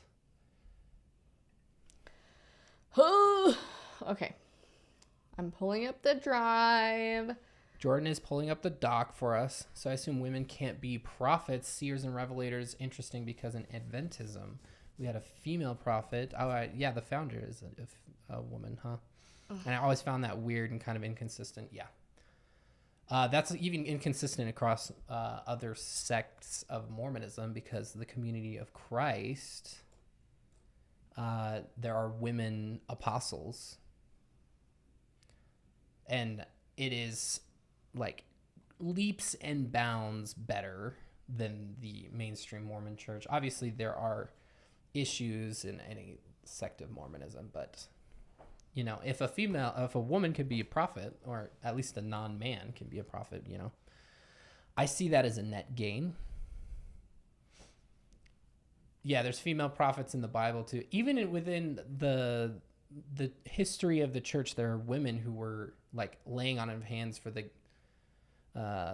healing of the sick. Yeah, which is something that's not allowed anymore. So it's implied that they had like the full fat priesthood power that men used to have, but okay, they're in the dock now. Let's go. Okay, what are we doing? What do I need first? The top one. Okay, you just put them in sequential order, right? Yes.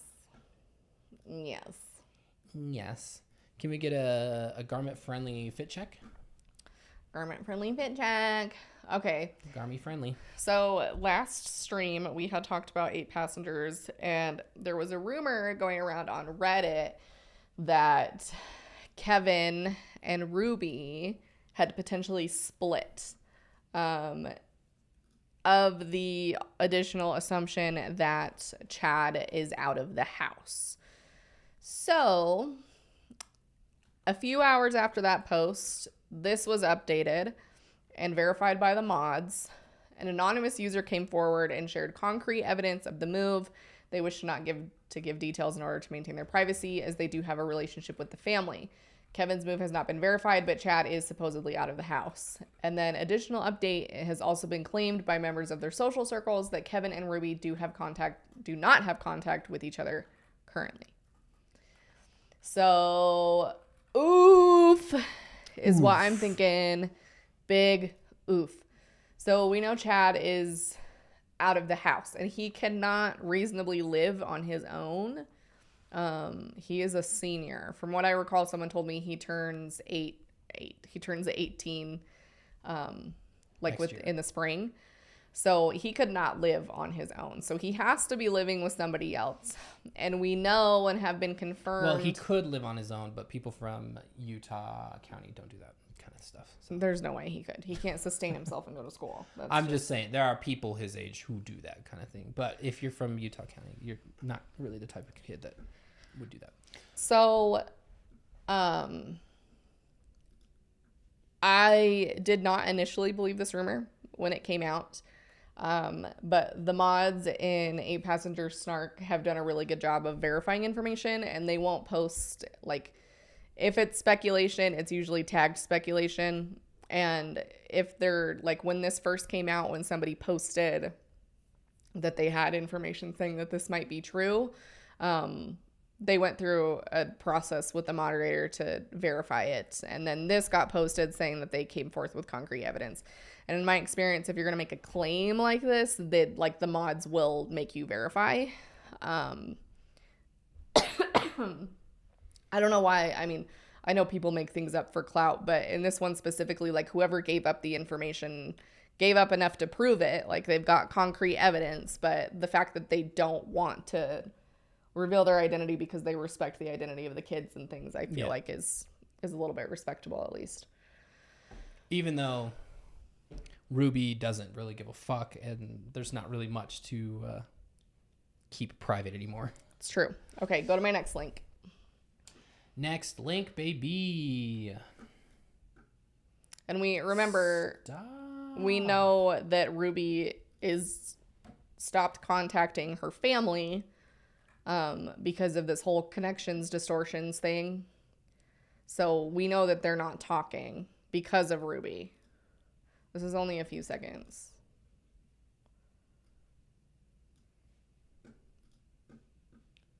Your job is not to provide them with a father. Your child.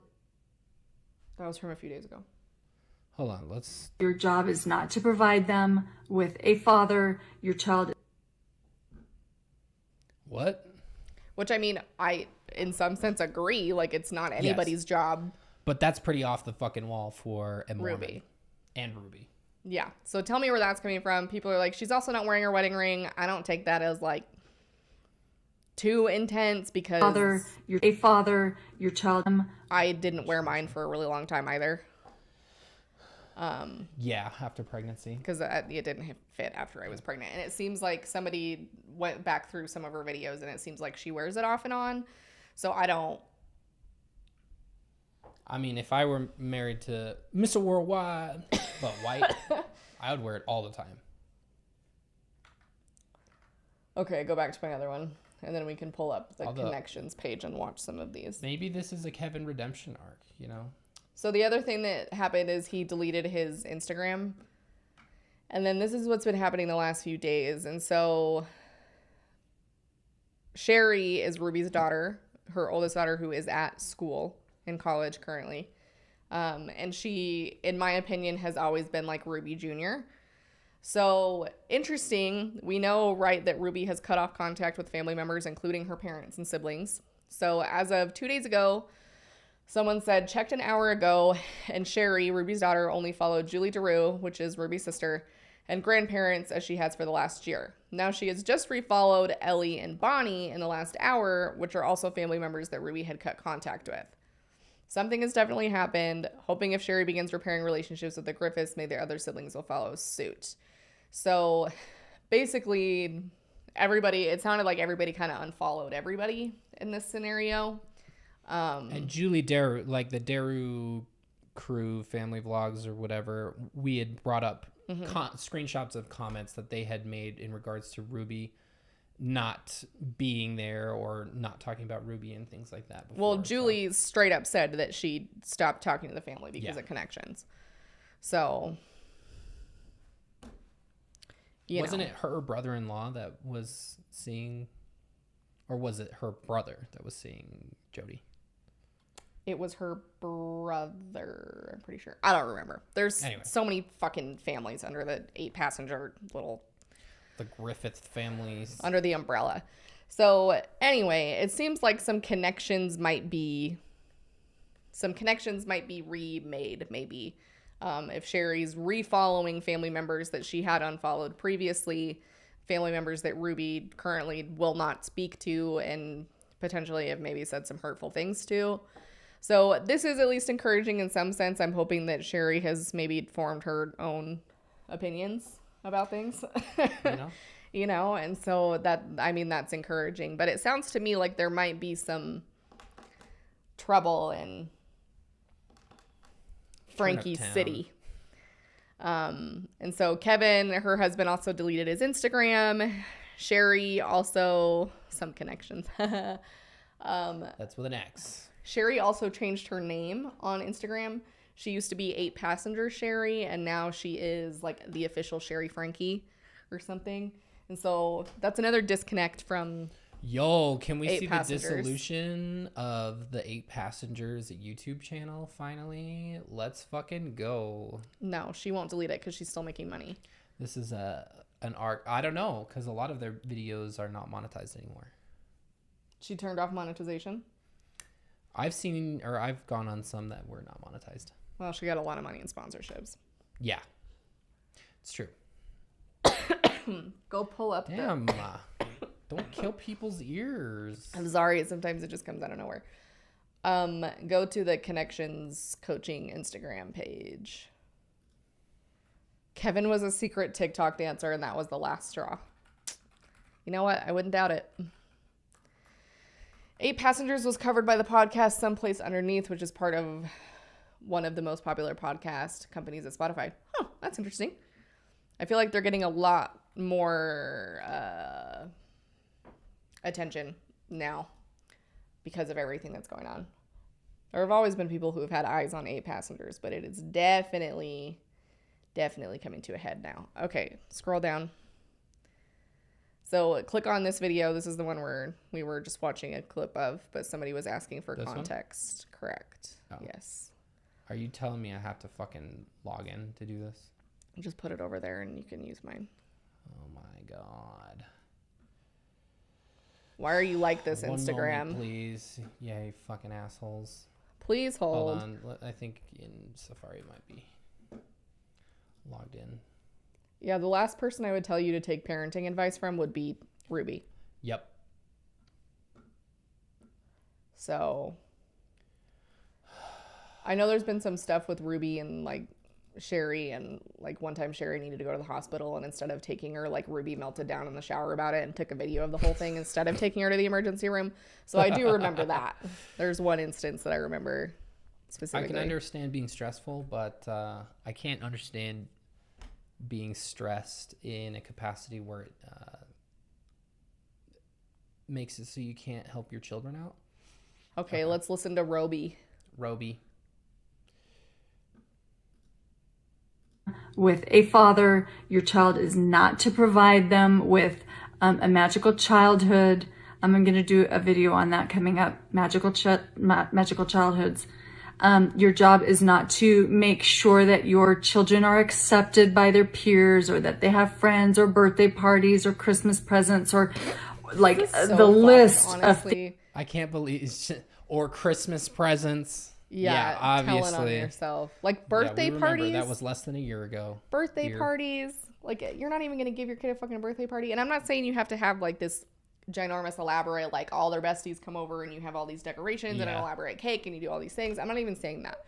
But like some acknowledgement for their birthday. I mean, come on. Things that people think children need today are astronomical and very unrealistic. Your job is solely to love your children in the truth. So hopefully that simplifies things. It doesn't take the pain away. It doesn't take away the need to eat. And it doesn't take away the need. What the fuck would you know about that, Ruby? Your What? kid didn't take their lunch, so... What? I don't get where that's coming from. I don't either. Literally, this is just word soup. That's all Ruby ever has. It's just truth and distortion and need and love, and just make a soup out of it. Just dump it wherever, apply it as liberally as you wish. And hopefully that simplifies what you're responsible for. Your job is not to provide them with a father. Okay, go to the next one, your 'cause child. I think Joby was talking about sex. The next one. Joby? Go back. Sorry. God has asked us, if we're going to be sexual, that we do it inside the institution, the constructs of a marriage. And not just a... Where did he tell you that? Do you whisper in your ear? That's too sexual. That is very sensual. I know her and Ruby might be doing some mental gymnastics to get around here. marriage, just, I go and I get married. But a marriage between a man and a woman who love God, which means they individually love God. So there's no lust in your marriage. It's, I love me, I love God, and so therefore I truly love you, which means I will never take from you. I will never use you to make me feel better. God has asked us if we're going. This is literally most generic, non-helpful advice. Thank you very much. You really just... You are evil. breaking down the literally barriers right here. Sister of the Moon. You fucking killing it over here. There was somebody... This one. Your job is... MILF sucking lover.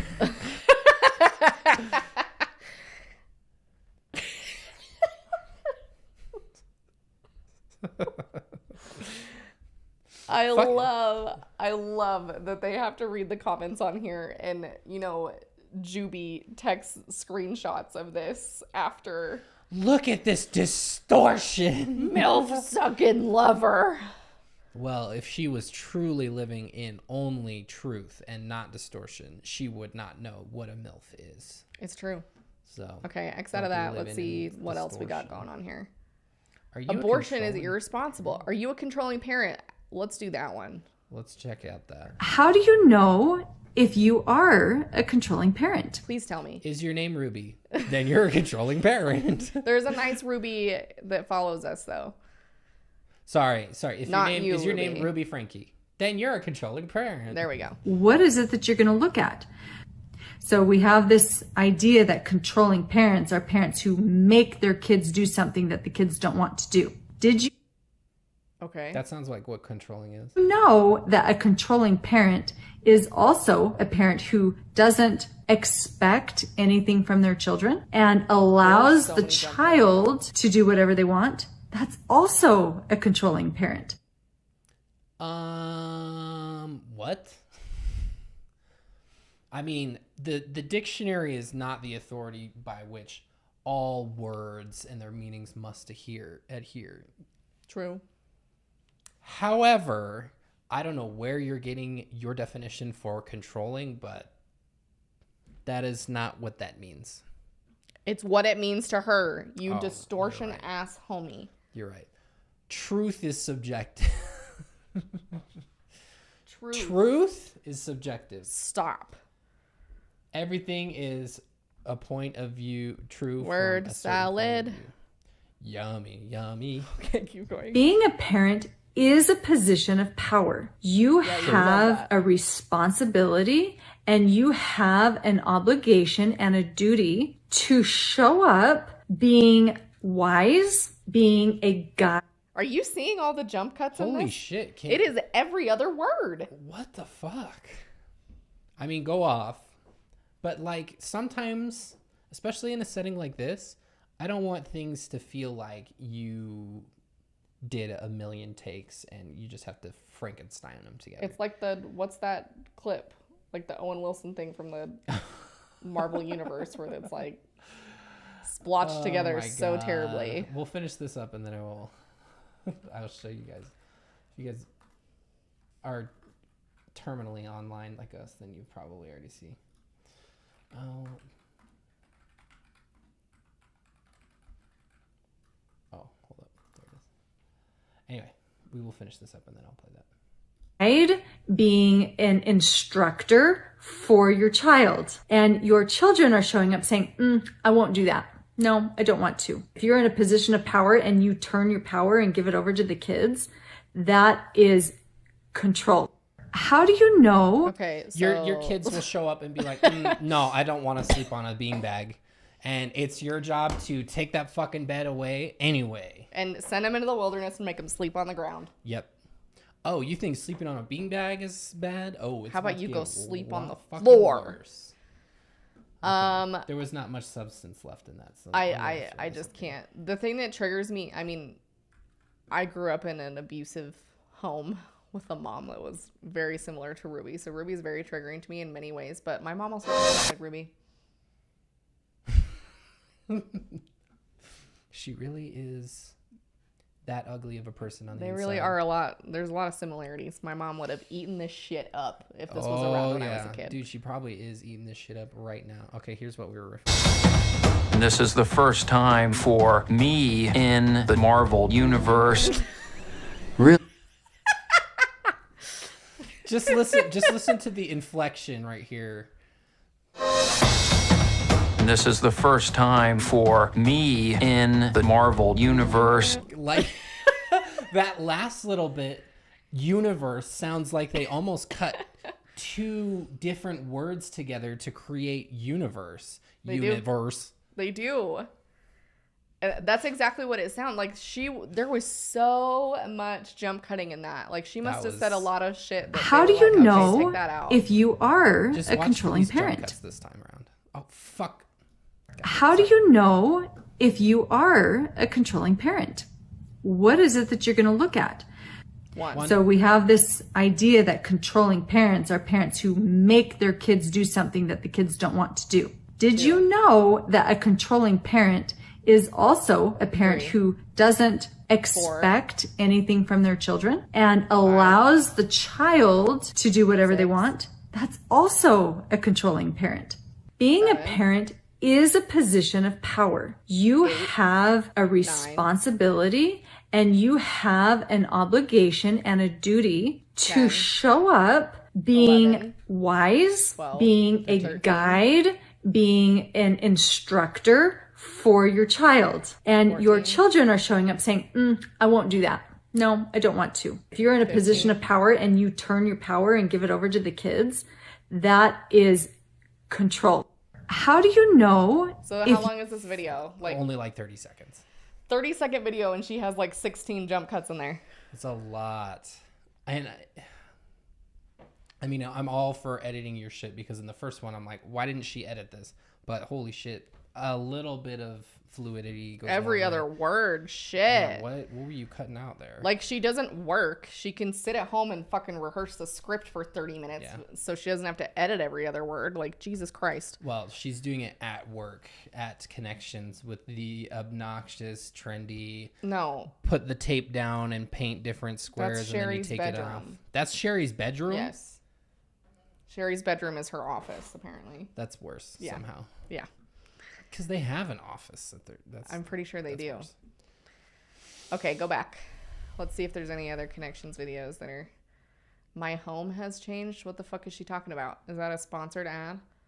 I know that I am not the only mom who has spent much of her time looking for a program or a class or some kind of curriculum that I could share with my child where my child... Okay, I don't want to watch This is this a because literal there's kids in ad. there. That's fucking gross.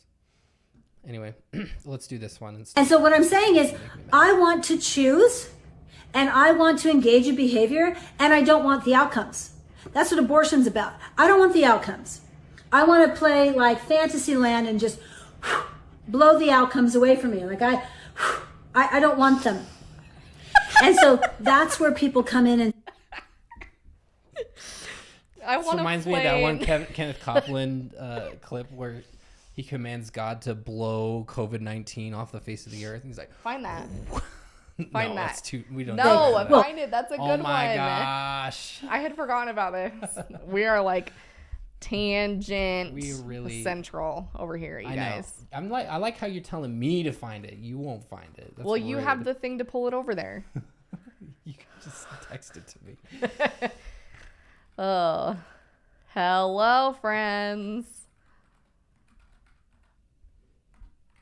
Jody has to be so miserable. Like her little sad life. I feel so bad for her. Oh, he's so scary. This literally is called Apostates, off topic. I will say that there are people out there who just have ugly spirits and ugly... They're just ugly ideology. Sorry for the jump scare, but this guy is just fucking ugly. I'm sorry. I cannot hold it back. This guy's ugly. He's frightening. He looks like the devil.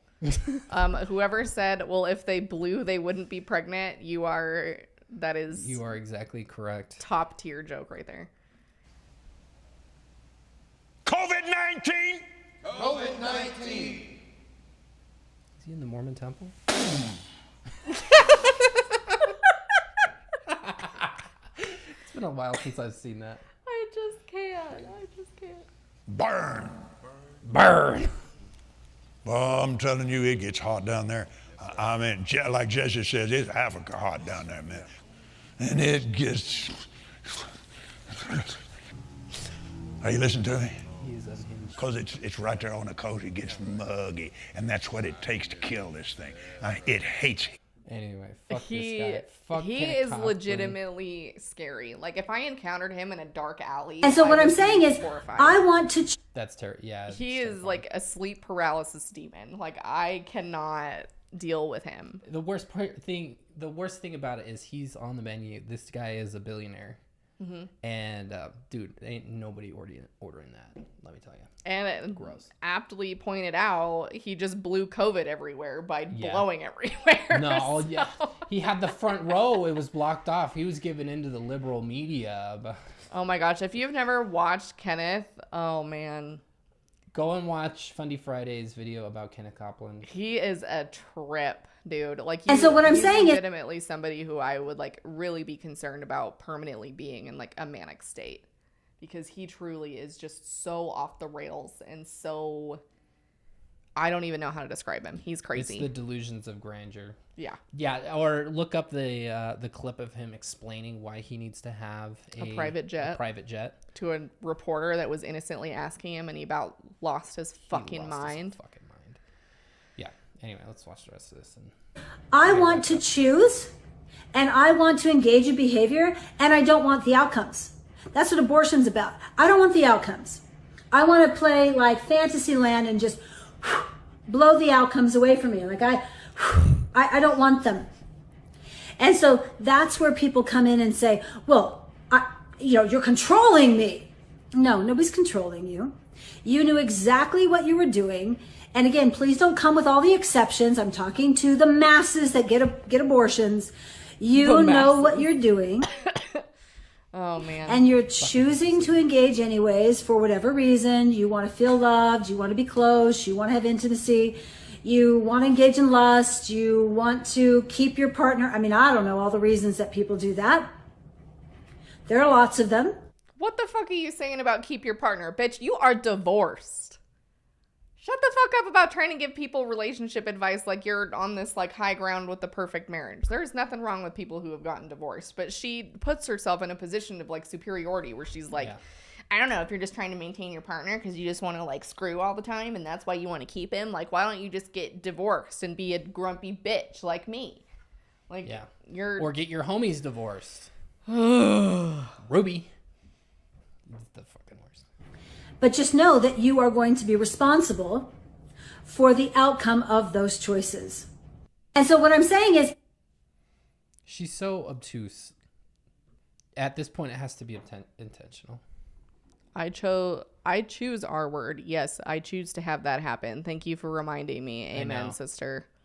And that's the exception. She's not talking about that. She's talking about the majority, because she knows all of the statistics about abortion and how many instances of what the reasons are for anybody who goes and gets an abortion are. Wait, she said hitting your child creates fear? Her and Ruby might. there's other ways to grab your children's attention. It may take more effort, and it probably will take more effort on your part, rather than hitting them, because when you hit them, you immediately have their attention. Most kids will be like, and then they'll be like, what do you want? What do you want? I'll do whatever you want. Just don't hit me again. That's fair. But then you have this dynamic set up of, I'm afraid of you, and I obey you because I'm afraid of you, not because I love you or I respect you or I want to obey you. I do those things out of compliance now. And some kids won't even do it out of compliance. They'll just get hit and then they'll just look at you like, so? Oh, there was a lot of kids. Now what are you going to do? Hit them harder? You know, like pummel them? Now you've lost your intervention. And more kids are going towards that where they just don't appear to be phased. There's other ways. This is when her and Ruby were having a fight. Must have been. Honestly, I can't follow a fucking thread with these people. Subtweet at Ruby. Ruby was like, at one point, with the analogy of, oh, you have to get the fire out when they're on fire, you got to hurt them. Yeah. And they'll be like, why are you hurting me? And you're like, it's because I love you. And then Jody's over here saying, you can't hit them, you can't hurt them, because if that's your correction, how are you going to get the fire out? They don't have any consistency. Well, and this might be an issue where they truly differ, because we don't really know much about Jody's parenting. We know that she overlaps with Ruby quite a bit, but this might be an area that they truly differ, because everything that Jody said in that video up until, like, she kind of lost me at the end, but everything up to that point was true, because if you do hate your kids, I mean, you are trying to instill fear, and that fear is going to cause them to obey you, and there's a chance that they won't. And I hate the word obey. But then you have your kids listening and doing what you say out of fear, which that's the problem. Yeah. And eventually they're not going to fear you anymore. And then you've got a whole other issue.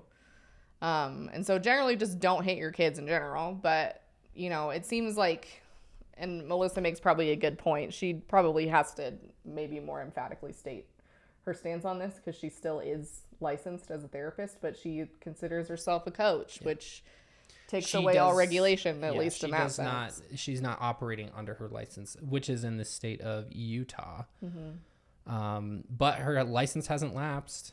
It's still active. At any point she could turn around and decide that she wants to practice under that license again, which is concerning to me, because operating as a life coach and saying the utter bullshit that she does and then turning around and being like, yeah, I'm a therapist, just scares me. Jody, renounce your fucking license, you coward. You think that you're above it, so what harm is it going to do you? Or are you just leaving it on the back burner just in case, because you have a conscience and you realize that what you're doing is wrong? No, I think what she wants to happen, and this is just like a if it happens thing, but I think she sees this is an option, because if she does something that gets her in trouble with the Board of Ethics, right, or with the licensing board, it's called DOPL here, the Department of Professional Licensing. So if somebody were to submit a complaint, therapist related, maybe coaching related, DOPL is like infamously slow moving with stuff that I've seen, like with other, you know, mental health professionals that I've interacted with. But if that were to happen and they were to threaten to take her license away, or maybe put her on probation again, or like permanently take her license, I think she would use it as a like teaching moment to be like, look what they're trying to do to me. I'm teaching truth and they're trying to stop me. It went all the way up to fucking boards of professionals that are saying, you have to stop doing what you're doing. So you know what I did? I did the courageous thing and I renounced my fucking license, or I let them take my license away. Like, she could spin this like perfectly with her stupid little narrative. She really is poised, because if this connections thing fizzles, which I mean, I can't imagine that it's going anywhere. She's got like, I mean, they have 2,000 or 1,500 followers here. There's 10,000 Their in the engagement Facebook group. is absolute dog shit. Like 22 likes and a couple comments on a video, especially one that's kind of like riles people up. 30 likes, 14 likes. This one got 500 likes somehow. Oh, that's views. Never mind. Very different.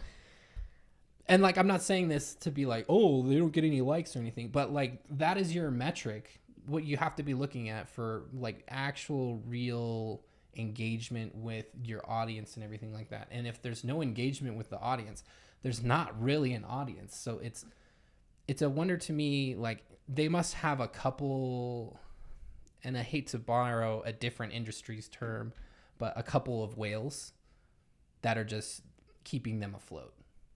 And they're just real people. And because, I mean, 10,000 people in a group, like a private group, is a lot of people.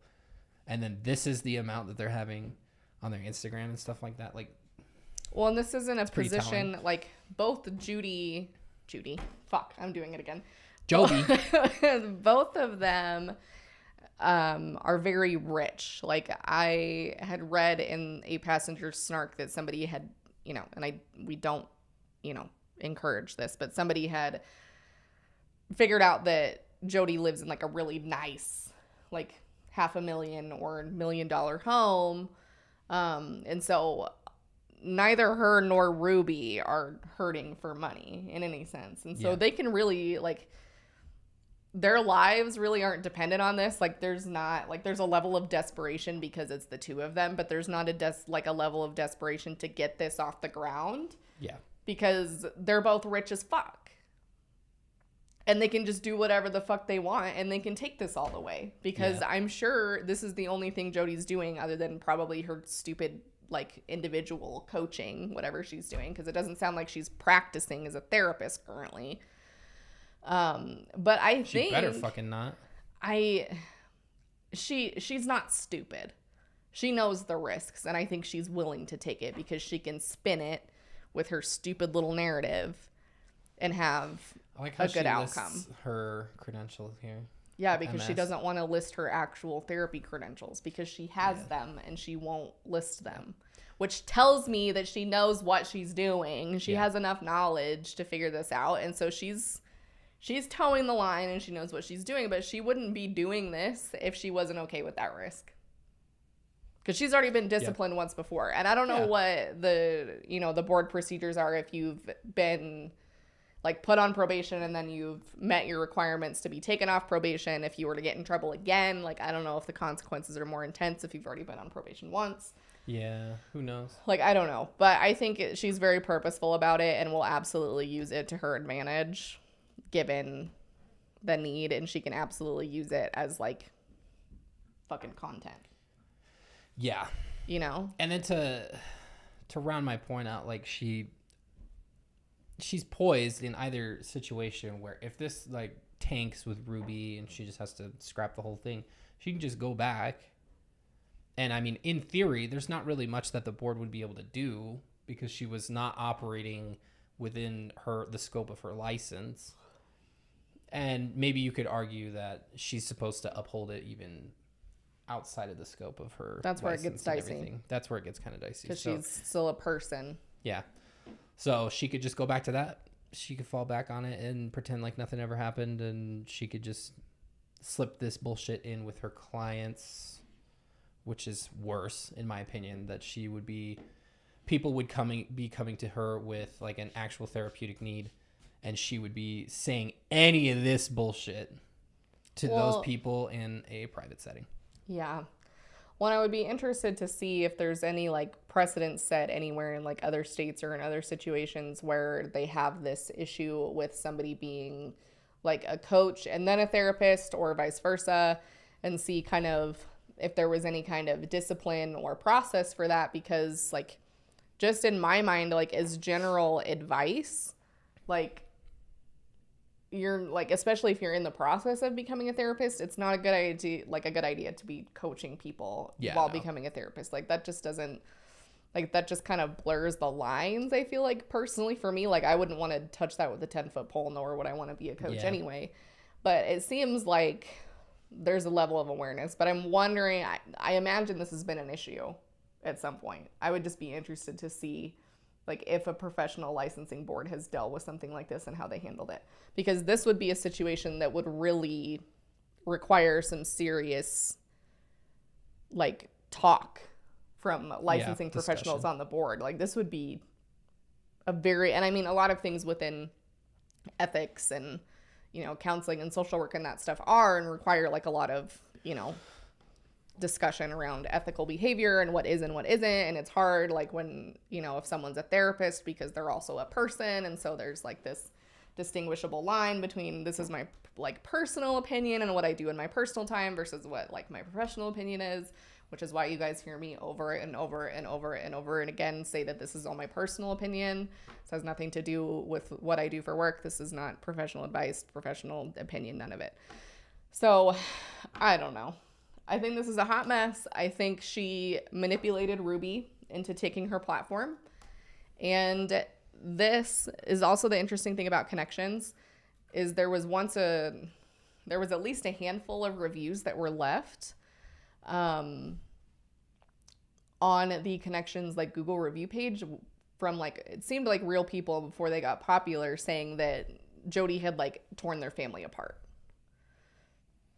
And so, well, I mean, case in point, it happened with their extended family, who was all really tight, and now it's like happening with their actual family. And like we don't know if that is the reason, so obviously we can't. I mean, this is all speculation. But I mean, that's what happened with her other family. So, I mean, one can surmise based on that. Well, and that's how you can probably not been a positive factor. That's kind of how you can tell an abusive or toxic person, is kind of how they interact with people around them and what they've done to people around them. Because in a lot of cases, somebody who may be toxic or abusive, again, my personal opinion, is they tend to like be isolated, and they'll like whine and complain and be sad about the fact that they're isolated and no one wants to talk to them. But in reality, they're the one with the problem. If they've hurt other people, refused to be held accountable, pushed other people away, caused all kinds of drama or problems. And so it's less to do with like the people that aren't speaking to them anymore and more to do with the person themselves causing the problems. So it's a whole thing. It's a whole thing. That's where we're at. That's the way the cookie crumbles. It is bringing it full circle. Bringing it full circle. It's a complex issue, that's for damn sure. There is a lot of nuance here to be held and to be discussed. So, yeah, this is interesting. If I had a connection at like a professional licensing board, I would ask, but I don't know anybody on any boards. We don't have anything like that. If you do, unfortunately, reach out to me because I would love to pick their brain. Yeah. Anyway, we should wrap this up. Jordan will keep going if I don't stop her, and she has stuff to wrap up for. I still have work midnight. to do. So we are gonna end it there. Thank you to everyone who's hit like. Thank you, Princess OPD. With the rockin' grasshopper hell yeah profile picture. Let's go. Also, go join the Patreon. Hit it up. Like I said, we can't fucking deliver on a single goddamn thing, so we had planned a video to film this week, but that's gonna have to wait because we didn't get to it this week, and we're gonna be because why? Oh, because of Jordan's fucking teeth. Your shit ass teeth. No, why aren't we gonna be able to do it? Hey, I have terrible teeth because of my family. Okay, it's genetic and it's terrible, and I hate it. So, why? I thought that was the answer you wanted me to give. No, they already know that. Okay. When you cough it out first, people are probably getting pissed. Why are we not going to have a video this next week? Why aren't we, Jordan? You don't have to say if you don't want to. You can just say it's because of my teeth. Oh, what do you? I don't know what you're. I can't read. What are you saying? Just say what you're thinking. I don't know. I don't know what you're saying. What are you having done next week that's going to? That's not why we don't have a video next week. Yeah, it is. We don't have a video next week because we didn't do one this week. I'm having a vasectomy next week. Sorry. That's what Jordan. I don't know why Jordan. I didn't know if you wanted to say anything about it. No. We haven't talked about it. I don't care. No. Okay. We'll talk about it. We'll talk about it next time after it's happened. I don't know what I'm going into. So. Maybe I'll record it. Go for it. Honestly, I don't really give a shit. Anyway. Anywho. Oh, you're a lawyer. See, look at it. We had lawyers in the last stream too. Look at all y'all lawyers hanging out in here. Eric said to check out the comments.